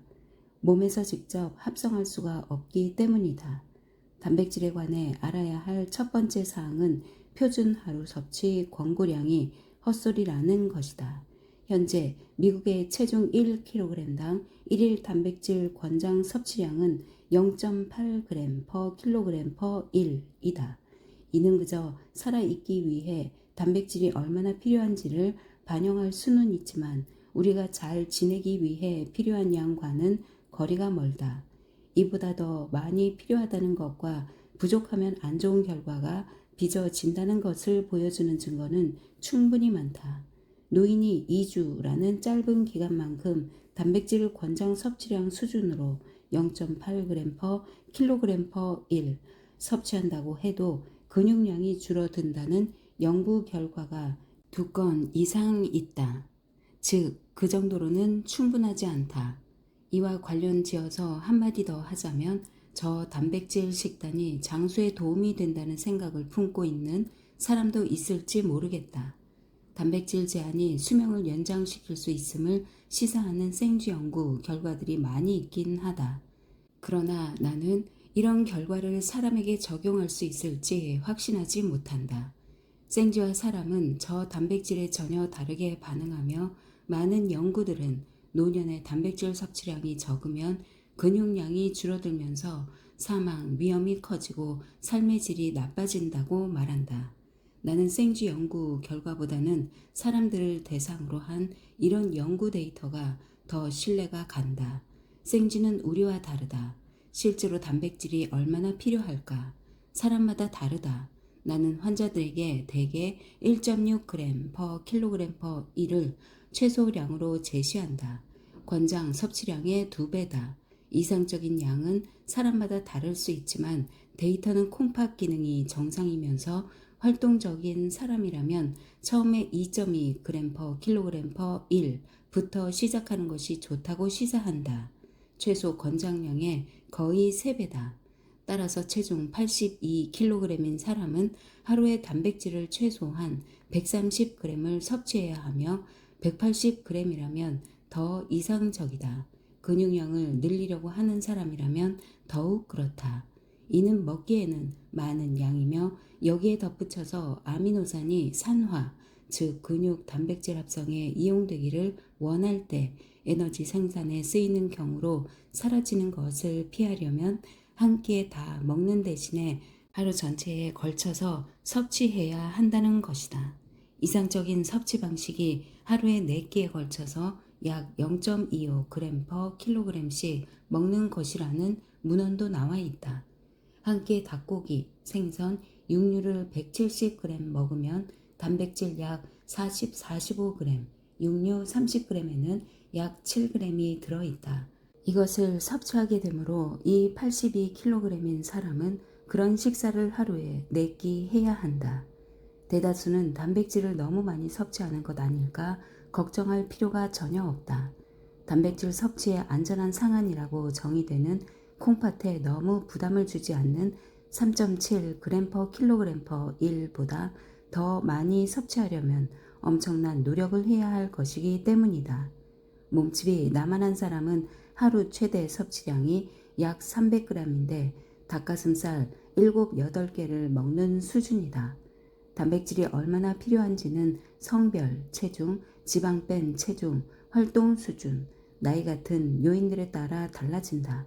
나이에 따라 발달하는 동화, 저항성, 즉 근육량 증가가 더 어려워지는 현상 때문에 노인에게 단백질이 더 필요할 수 있다는 증거도 있다. 안타깝게도 단백질용 연속 측정기는 없기에 시행착오 과정을 좀 거쳐야 한다.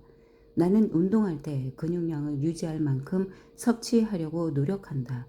근육량이 줄고 있음을 알아차리면 나는 더 먹으려고 노력한다. 특히 노인은 체성분 체중계 또는 더 나은 DEXA, 이중 에너지 X선 흡수 계측법 영상 등으로 지방 뺀 체중의 변화를 추적하면서 근육량이 줄어들면 단백질 섭취량을 늘리는 식으로 조정하려 노력해야 한다. 나와 내 환자들은 4번에 나누어서 그렇게 섭취하며 적어도 한 번은 유청 단백질 쉐이크로 해결한다. 나로서는 실제 4끼를 먹기가 아주 어렵다. 대개는 단백질 쉐이크 1끼, 고단백 간식 1끼, 단백질 식사 2끼로 섭취할 것이다. 이제 식물성 단백질 이야기를 해보자. 단백질을 충분히 섭취하려면 육류, 생선, 유제품을 먹어야 할까? 그렇지 않다. 그러나 모든 단백질을 식물로 섭취하고자 한다면 2가지를 이해할 필요가 있다. 첫째, 식물에 든 단백질은 식물에게 유용하기에 들어있는 것이다. 즉 대체로 우리가 소화할 수 없는 섬유질과 결합되어 있고 따라서 먹은 사람의 몸이 활용할 가능성이 더 낮다. 일리노이 대학교 어베너 샴페인 캠퍼스의 식품학 및 인간영양학 명예교수이자 단백질 전문가인 돈 레이먼은 식물의 단백질 중 상당량이 뿌리와 잎 같은 구조에 결합되어 있기에 우리가 섭취한 양 중에서 약 6, 70%만 우리 몸에 이용된다고 본다. 식물을 요리하면 몸에서 쓰일 수 있는 비율을 높일 수 있지만 그래도 두 번째 문제가 남는다. 식물성 단백질은 동물성 단백질과 아미노산 분포 양상이 다르다. 특히 필수 아미노산인 메티오닌, 라이신, 트립토판의 함량이 적어서 단백질 합성이 적게 이루어질 수 있다. 종합하자면 이 두 요인 때문에 식물로부터 얻는 단백질은 전반적으로 동물성 단백질보다 질이 상당히 떨어진다. 단백질 보충제에도 같은 말을 할 수 있다. 분리유청 단백질, 유제품에서 얻는 것에는 분리콩 단백질보다 가용 아미노산이 더 풍부하게 들어있다. 따라서 동물성 단백질을 제외시키고자 한다면 단백질 품질 점수를 계산해야 할 것이다. 사실 이 계산은 시작하자마자 복잡해질 수 있다. 소화 가능 필수 아미노산 점수와 단백질 소화율, 보전, 아미노산 점수 같은 것들을 붙들고 씨름하다가 애를 먹기 때문이다.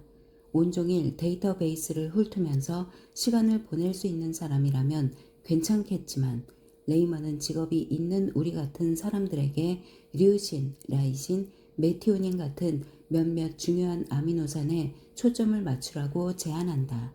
맥기에 들어있는 이런 아미노산들의 절대량에 초점을 맞추어서 지방 뺀 체중을 유지하기 위해 하루에 류신과 라이신은 약 3, 4g, 메티오닌은 적어도 1g을 섭취하자.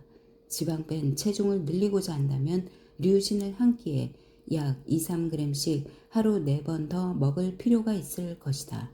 대체로 우리가 단백질을 더 많이 섭취할수록 더 낫다는 연구 결과가 많이 나와 있다. 노인 2천여 명을 대상으로 이루어진 건강한 노화와 체성분 연구에서는 3년 동안 단백질을 가장 많이 먹은 집단, 열량 섭취의 약 18%가 단백질 섭취량이 가장 적은 열량의 10%, 4분위 집단보다 지방 뺀 체중을 더 많이 유지했다. 이 차이는 중요했다. 저단백질 집단은 고단백질 집단보다 근육을 40%더 잃었다. 우리는 단백질이 수행 능력 강화, 다량 영양소라고 주장할 수 있다.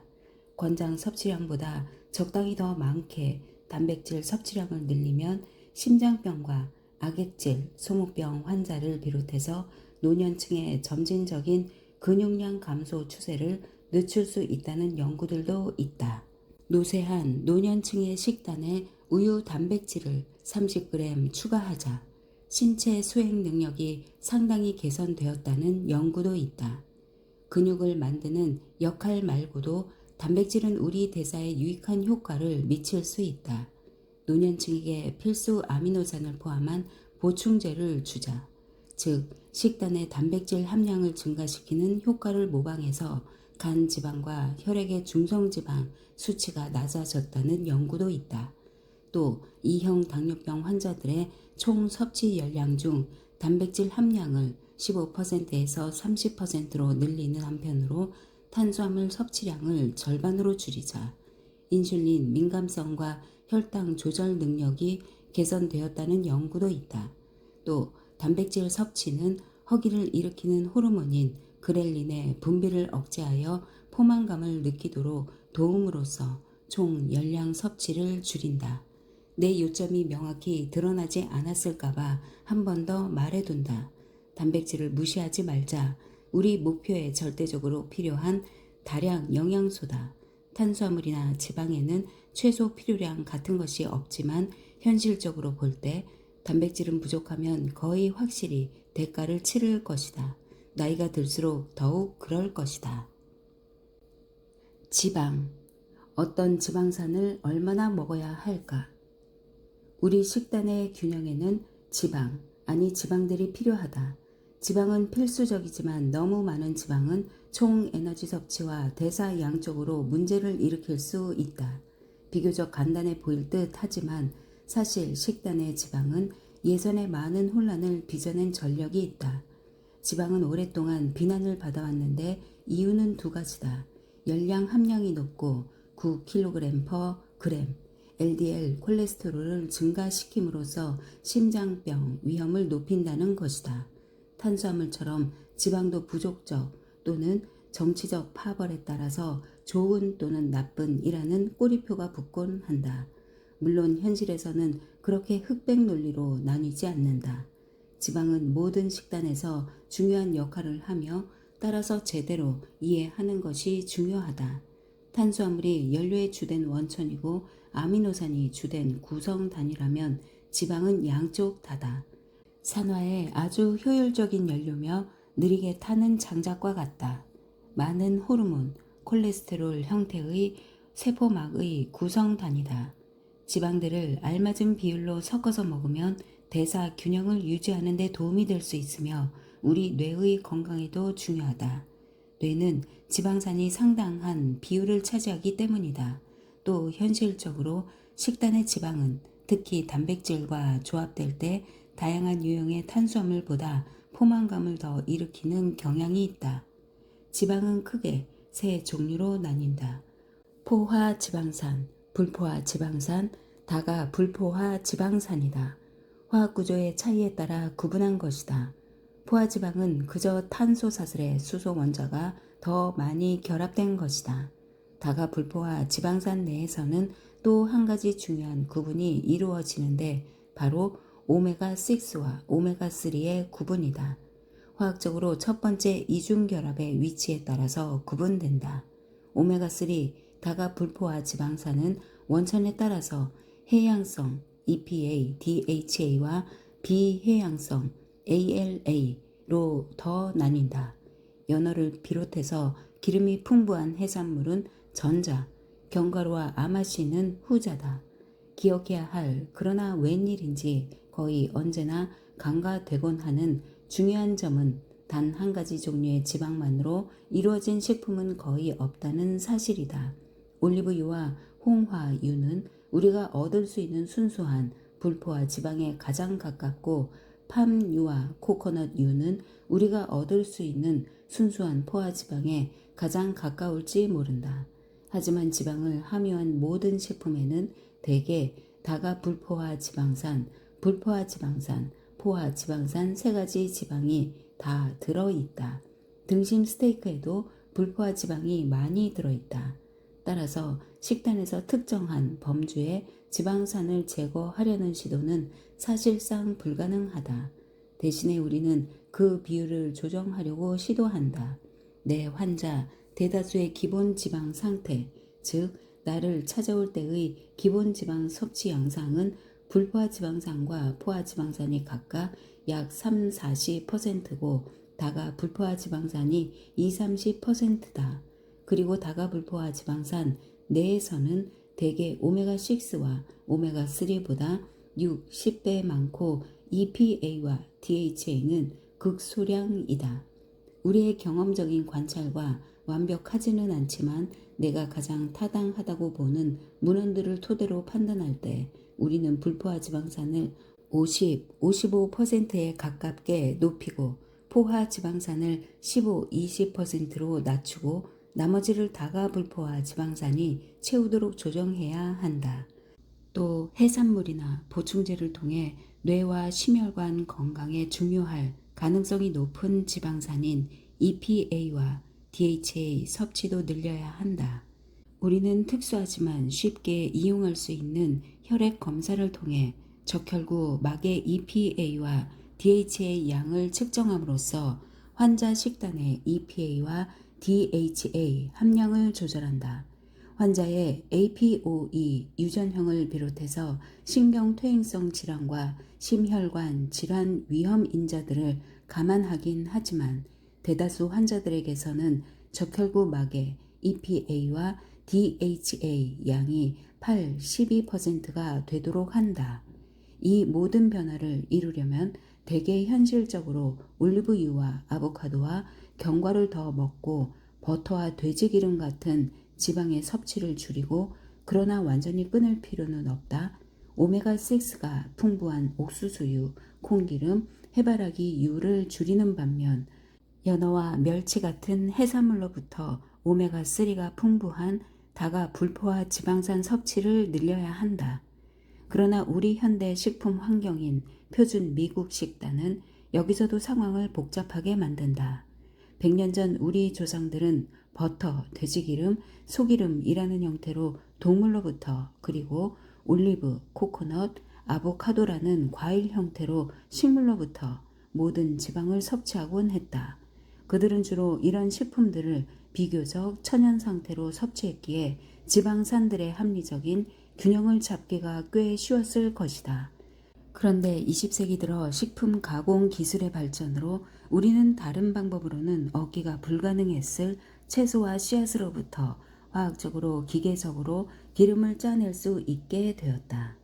이런 신기술 덕분에 우리는 갑자기 옥수수와 면화유, 다가 불포화 지방산의 일종인 리놀렌산 같은 다가 불포화 지방 함량이 높은 기름을 대량으로 식품으로 이용할 수 있게 되었다. 예를 들어 1인당 콩기름 소비량은 1909년 이래로 1000배 증가했다. 또 지난 50년 사이에 사람 지방 조직의 리놀린산 수치도 136% 증가했다.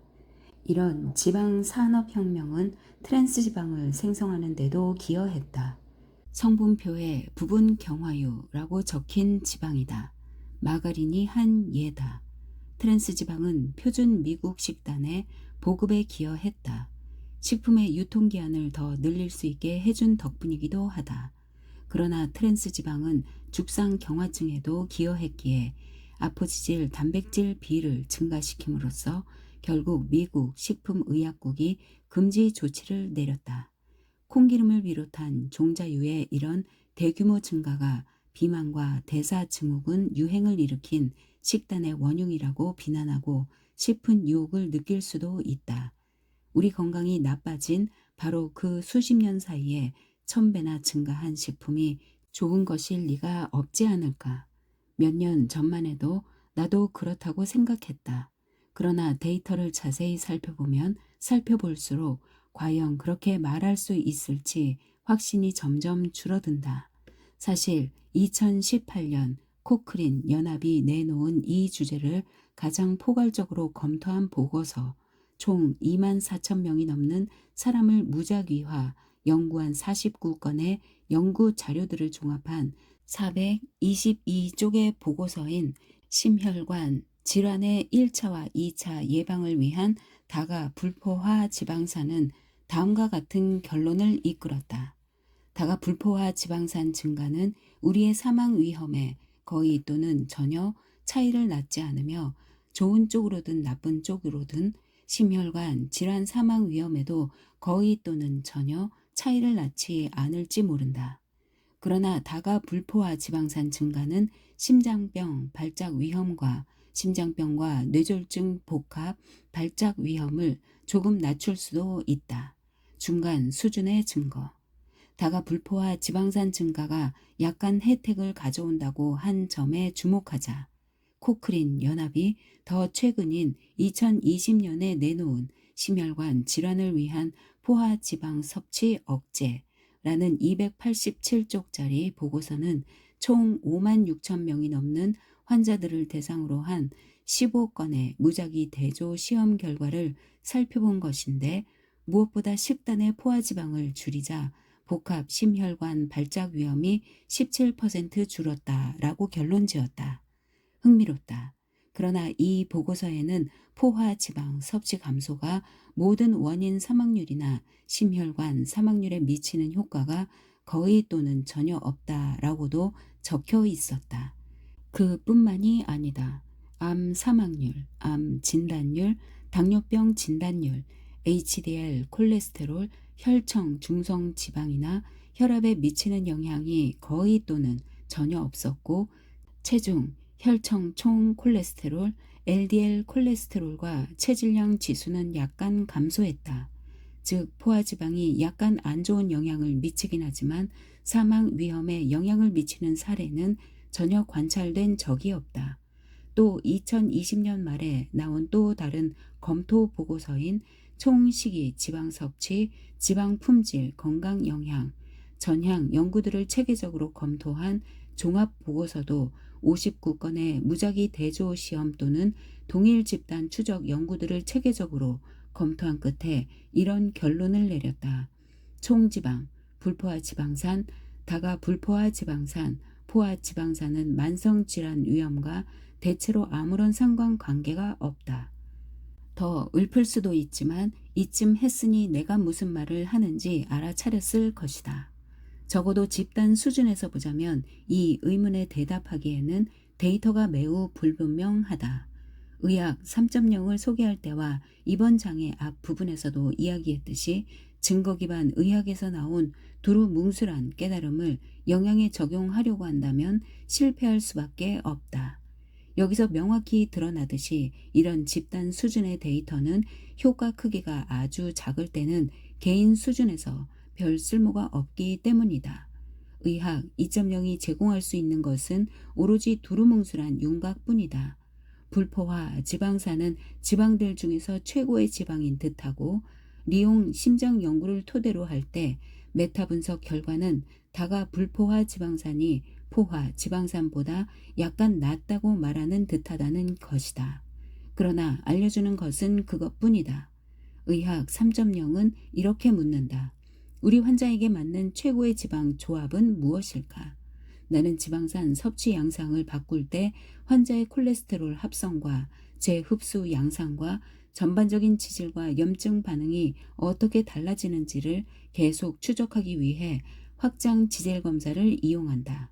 내가 반복해서 계속 접했듯이 지방 섭취량, 특히 포화지방 섭취량이 미묘하게 달라질 때 지질 수치에 상당한 변화가 일어나는 사람도 있고 그렇지 않은 사람도 있다. 어떤 이들은 나 같은 거의 아무 탈 없이 포화지방을 섭취할 수 있는 반면 누군가는 베이컨 한 조각만 먹어도 아포지질 단백질 B 수치가 100분위수 90까지 솟구칠 수 있다. 의학 2.0은 이것이 누구도 포화지방을 먹어서는 안 된다고 증명한다고 말한다. 의학 3.0은 이런 데이터를 보고서 이렇게 말한다.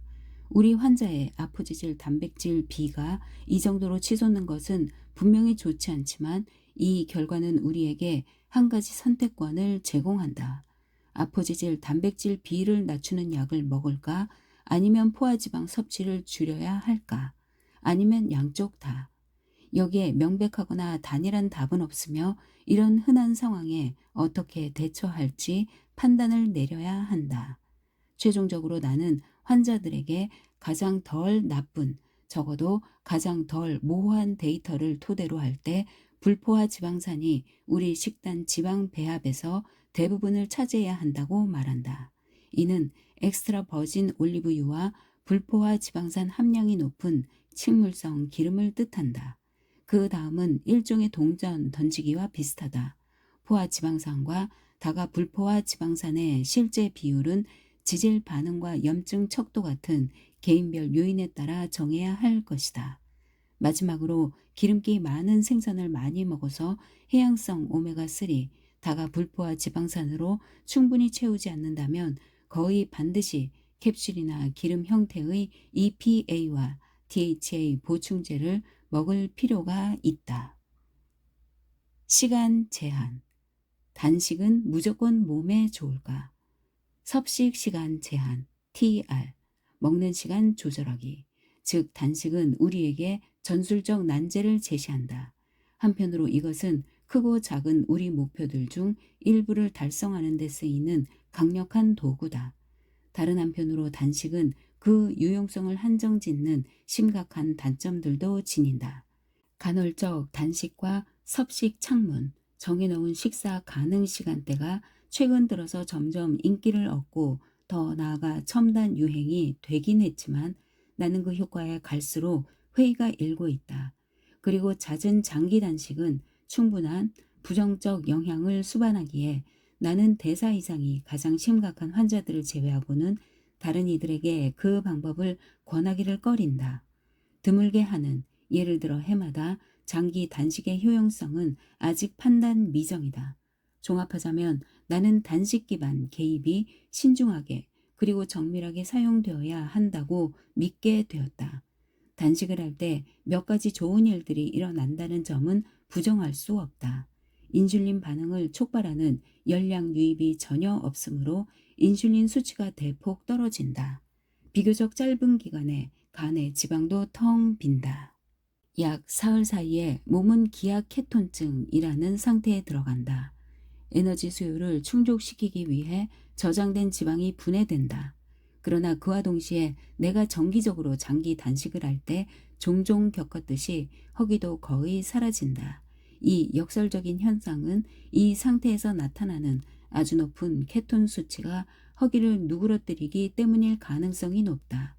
장기 단식은 5장에서 다룬 성장과 노화를 촉진하는 경로인 mTOR도 억제한다. 이것이 적어도 일부 조직에서는 바람직할 것이라고 생각할지 모르겠다.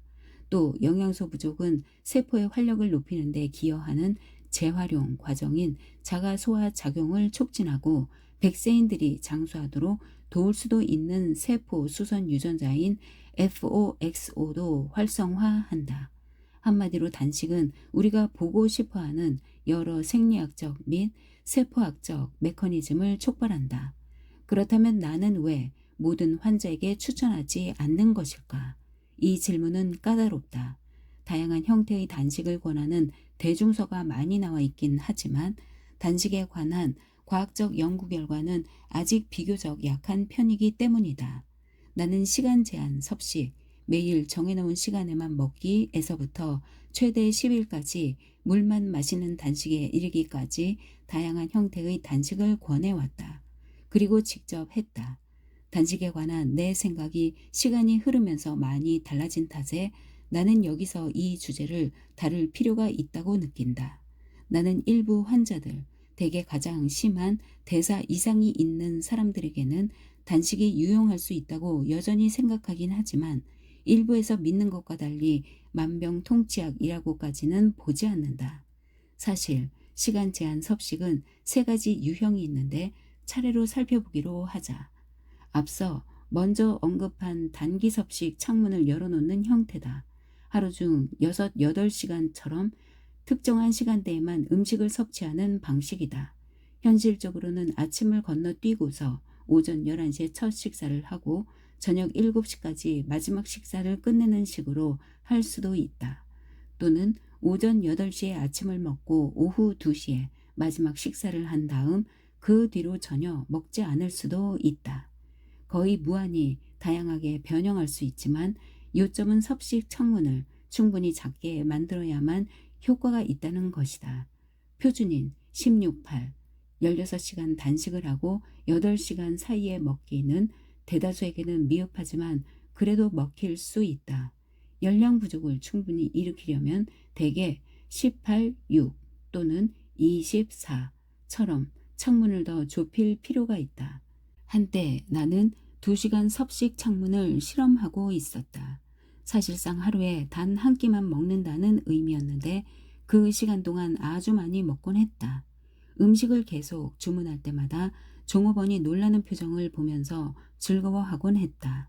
내 경험상 대다수는 이것이 열량 섭취를 줄이는 가장 쉬운 방법이라고 본다. 무엇을 먹을지 그리고 얼마나 먹을지가 아니라 언제 먹을지에 초점을 맞추기 때문이다. 그러나 단기적인 시간 제한 섭식이 과연 그 이상의 혜택을 줄 수 있을지 나는 확신이 들지 않는다.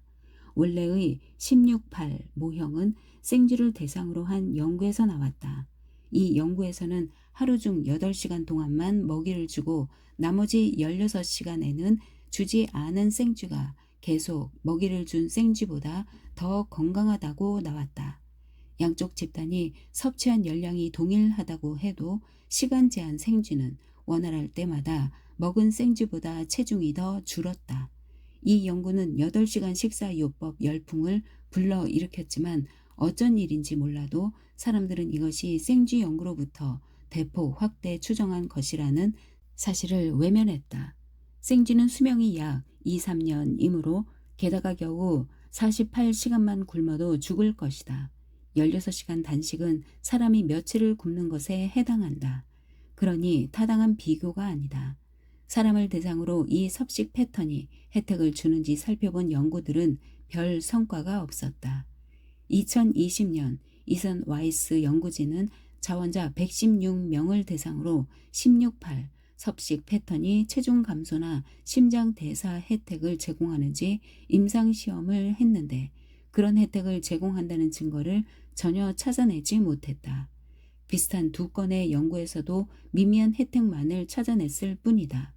다른 한 연구에서는 섭식 창문을 하루 중 일찍, 즉 오전 8시에서 오후 2시까지로 옮기자 대조군에 비해 실제로 24시간 혈당 수치가 더 낮아지고 혈당 수치 변동폭이 줄어들고 인슐린 수치도 낮아지는 결과가 나왔다.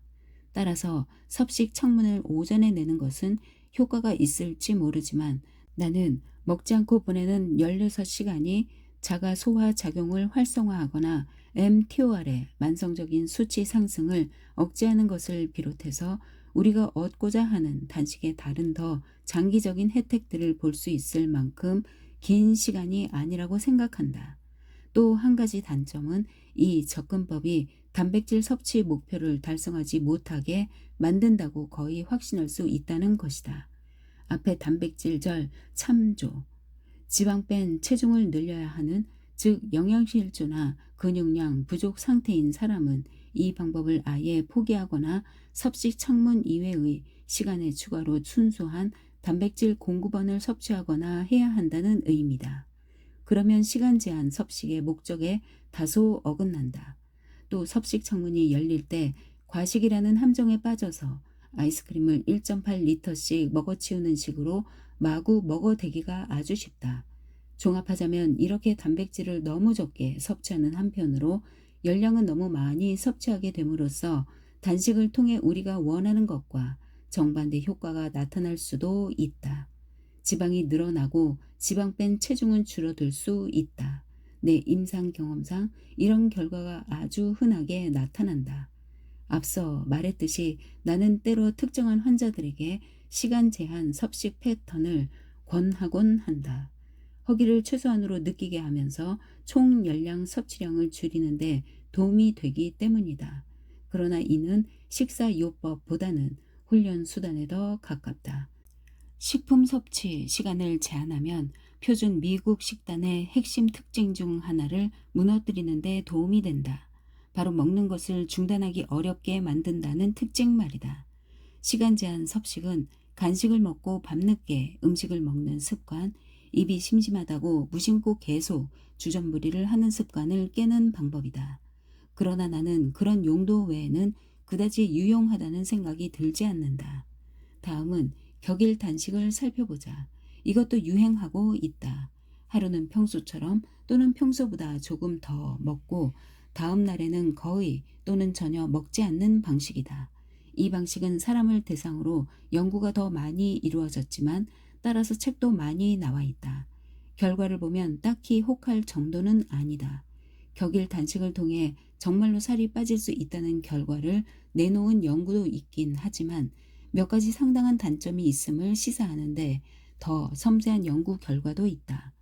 규모는 작지만 중요한 점을 시사하는 한 연구에서는 격일 단식을 한 집단이 살이 빠지긴 했지만 단순히 매일 열량을 25%덜 섭취한 집단보다 지방 뺀 체중, 즉 근육도 더 많이 줄어들었다고 나왔다. 이 연구는 규모가 작고 실험 기간도 짧기에 한계가 있긴 하지만 일부 사람들, 특히 마른 사람들이 단식을 하다가는 근육이 너무 많이 줄어들 수도 있음을 시사한다. 게다가 이 연구에서 격일 단식 집단은 활동량이 훨씬 적었다.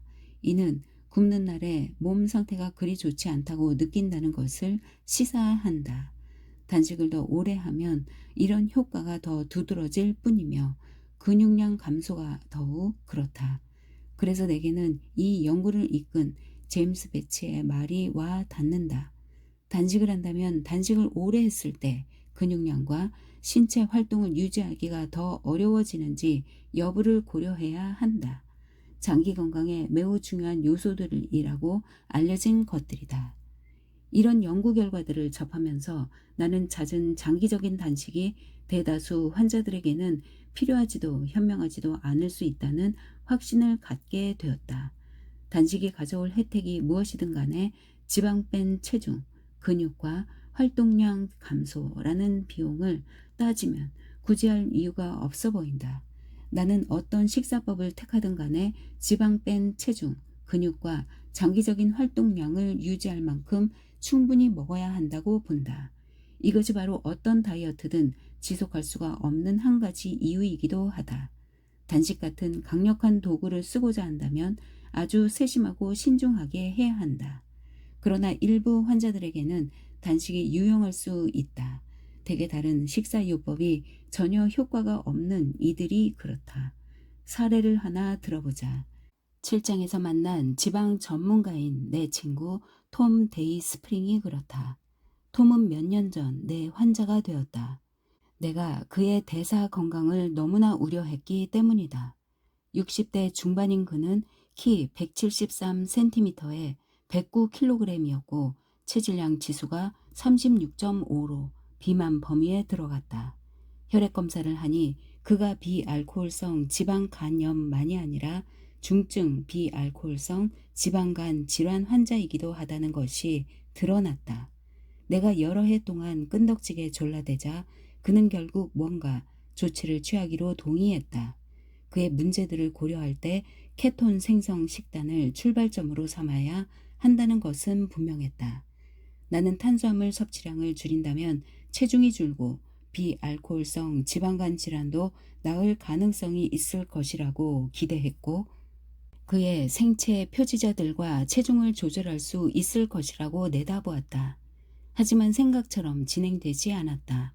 톰이 힘들게 6개월 동안 그 식단을 유지한 뒤에도 그의 간 효소와 체중은 개선되는 기미가 없었다. 1년 뒤에도 마찬가지였다. 2년, 3년이 지나도 아무런 변화가 없었다. 그 사이에 그의 건강은 계속 나빠져서 이윽고 한 블록 거리도 걷기가 힘들어질 지경에 이르렀다. 결국 그는 고관절 치환술과 척추 유합술까지 받아야 했다. 문제는 톰이 엄격한 케톤 생성 식단을 오래 유지할 수가 없었다는 점이었다. 2주 정도는 그럭저럭 유지할 수 있지만 그는 결국 못 견디고 샌드위치나 파스타를 먹어 치우곤 했다. 한마디로 그 식단은 그에게 지속 가능한 것이 아니었다. 톰에게는 분명히 어떤 더 강한 조치가 필요했고 나는 단식을 시도해 보자고 결심했다. 안타깝게도 표준 미국 식단에 길들여진 많은 북아메리카인처럼 톰도 굶는다는 생각 자체에 심한 거부감을 일으켰다. 사실 그가 엄격한 케톤 생성 식단을 오래 지속하기 힘들어한 이유도 바로 그것이었다.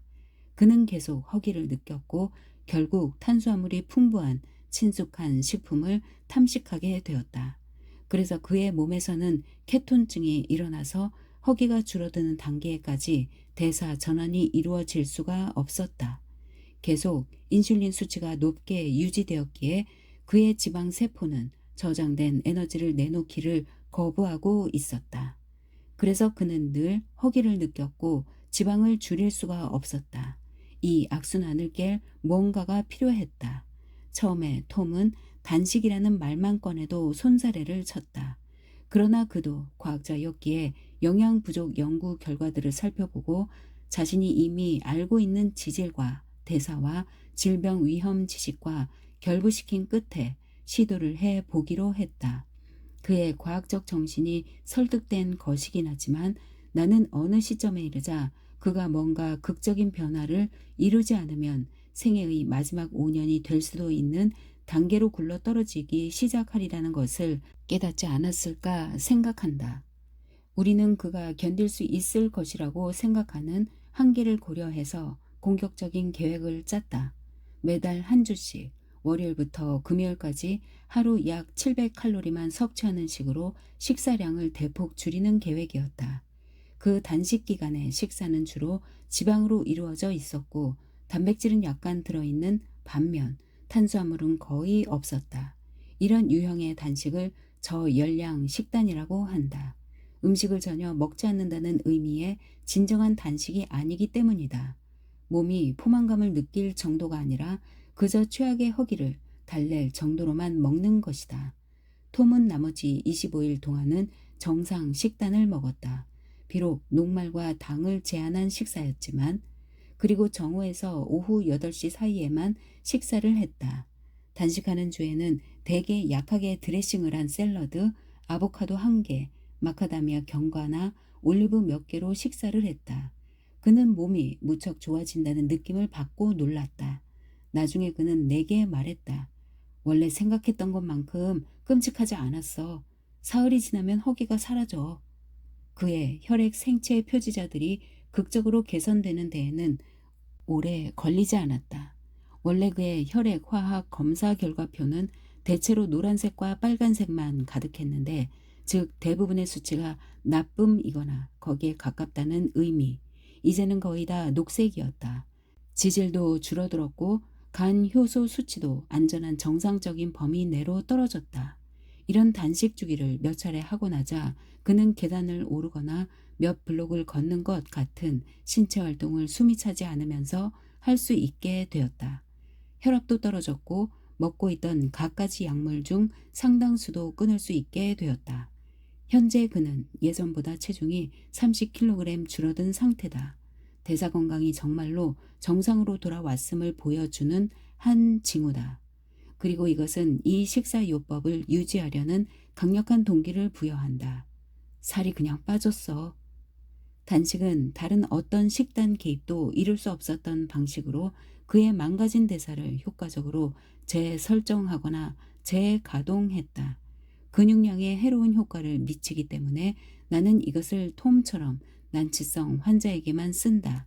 톰은 애초에 너무나 과체중이라서 근육 감소를 견딜 수 있었다. 그와 동시에 지방도 아주 많이 사라지고 있었기 때문이다. 그러나 대다수 사람들은 근육량 감소가 해로울 수 있으므로 단식은 다른 가용 대안이 전혀 없을 때처럼 극단적인 상황에서만 실제로 쓸 수 있는 도구다. 영양 이야기를 마치며, 지금까지 2장에 걸쳐서 우리가 먹는 것, 그리고 때로는 먹지 않는 것이 건강에 미치는 영향, 그리고 꼬리표와 유행과 이념이 아니라 피드백과 데이터를 토대로 한 영양 3.0 마인드셋으로 생각을 옮기는 일의 중요성을 살펴보았다. 나는 예전에 식단과 영양이 거의 모든 질병을 치유할 수 있을 것이라고 믿었지만 더 이상은 그렇게 확신하지 못한다. 영양 생화학은 우리 전술의 중요한 요소지만 이것이 장수로 나아가는 유일한 경로도 가장 강력한 경로도 아니다. 나는 이것을 구조 전술에 더 가까운 것이라고 본다. 특히 에드와르도와 톰처럼 비알코올성 지방간 질환과 2형 당뇨병 같은 정말로 심각한 대사 문제를 안고 있는 사람들에게 그렇다. 근육량을 늘리거나 유지할 필요가 있는 노년층에게도 필수적이다. 그러나 수명과 건강 수명을 늘리는 수단으로서의 능력은 더 제한적이다. 좋은 영양이 우리를 도울 수 있는 힘보다 안 좋은 영양이 우리를 해칠 수 있는 힘이 더 강하다. 이미 대사가 건강하다면 영양 개입 효과는 제한적일 수밖에 없다. 이런 말이 믿기 어렵다는 것을 나도 안다. 이런저런 식사이요법을 옹호하는 온갖 주장들이 난무하고 의뢰 받아들이는 분위기가 조성되어 왔으니까. 그러나 현실적으로 이 문제에서 1차, 2차, 3차 항은 모두 에너지 균형으로 귀결된다. 열량 제한, 시기 제한, 시간 제한은 그저 에너지 섭취량을 줄임으로써 영양 과잉과 대사 불건강 상태를 바로 잡으려는 도구일 뿐이다. 안 좋은 소식은 대다수 미국인이 대사가 건강하지 않으므로 영양에 주의를 기울일 필요가 있다는 것이다. 대개 이 문제에 대처한다는 것은 총 에너지 섭취량을 줄이지만 열량 저감, 개인이 지속할 수 있는 방식으로 해야 한다는 의미다. 또 우리는 혈당 수치를 너무 심하게 높이는 유형의 식품을 제외하는데 초점을 맞추는 한편으로 단백질 섭취량과 지방 뺀 체중에 지장을 주지 않는 식으로 해야 한다. 바로 이 부분에서 까다로워질 수 있다. 단백질은 사실 가장 중요한 다량 영양소, 줄여서는 안 되는 다량 영양소다. 대부분의 사람들이 영양 과잉 상태면서 근육 부족 상태일 것이라는 점도 명심하자. 그들에게는 단백질을, 따라서 근육량을 희생하는 대가로 열량을 제한하는 방식이 역효과를 낳는다. 이 부분에서 다른 전술들도 나름의 역할을 할 수 있다. 12장에서 살펴보았듯이 이 구간 유산소 운동은 포도당을 안전하게 처리하는 능력과 지방으로 저장된 에너지를 이용하는 능력에 상당한 영향을 미칠 수 있다. 그리고 근육량이 더 많을수록 포도당을 사용하고 남는 양을 저장하고 저장된 지방을 이용할 능력도 더 커진다. 다음 장에서는 숙면이 대사 균형을 유지하는 데 얼마나 중요할 수 있는지 살펴볼 것이다. 당신이 지질 단백질 수치와 심혈관 위험 쪽으로 더 문제가 있다면 이 방정식에 지방 쪽에 더 초점을 맞추는 것이 타당하다. 이는 주로 포화 지방을 뜻하며 일부 사람들에게서 포화 지방은 아포지질 단백질 비를 증가시킨다. 비록 약물로 비교적 쉽게 조절할 수 있기는 하지만 지나친 탄수화물 섭취도 중성지방 수치를 높임으로써 아포지질 단백질 비의 흘러넘침 효과를 일으킬 수 있다. 모든 사람의 식단에서 한 가지를 제거할 수 있다면 나는 탄산 음료와 과일 주스를 포함한 과당 첨가 음료를 뺄 것이다. 너무나 많은 과당을 너무나 빨리 창자와 간으로 전달하기 때문이다. 과당은 더 천천히 흡수되는 편이 훨씬 낫다. 그냥 과일을 먹음으로써 섬유질 및 물을 적절한 비율로 섞어서 제공하는 자연의 몸을 맡기자. 결국 최고의 영양 섭취 계획은 자기 자신이 계속할 수 있는 것이다. 세 가지 식사요법, 즉 열량 제한, 시기 제한, 시간 제한을 어떻게 활용할지는 우리 각자에게 달려있다. 그 계획이 우리가 관심을 갖는 모든 매개 변수들, 혈당과 인슐린 수치뿐 아니라 근육량과 지방량, 더 나아가 체중까지도 개선하거나 유지하면서 가장 가까이 다가온 내 기사 질병 또는 질병들의 위험을 줄일 수 있다면 이상적일 것이다. 우리의 영양 목표는 각자의 위험 양상에 따라 달라진다. 대사 기능 이상이나 심혈관 질환 위험이 더 높은가? 모든 사람에게 적용되는 하나의 정답 같은 것은 없다. 각자는 나름의 균형, 자신에게 가장 잘 맞는 접근법을 찾아야 한다. 나는 이번 장에서 내가 당신에게 맞는 계획을 도출할 도구를 제공했기를 바란다. 마지막으로 한 가지만 더 말하자. 당신이 이번 장을 읽고서 내가 말한 어떤 세부사항, 불포화 지방산과 다가 불포화 지방산과 포화 지방산의 비, 콩 단백질의 정확한 생물 가용성, 종자유와 렉틴의 역할, 평균 혈당 수치의 이상적인 표적 등 전혀 동의하지 않아서 화가 나거나 당신의 식단이 최고의 식단이라는 말을 내가 하지 않아서 감정이 상했다면 마지막으로 한마디만 조언하겠다. 영양에 지나치게 집착하지 말기 바란다. 그런 책을 덮어라. 나가서 운동을 하라.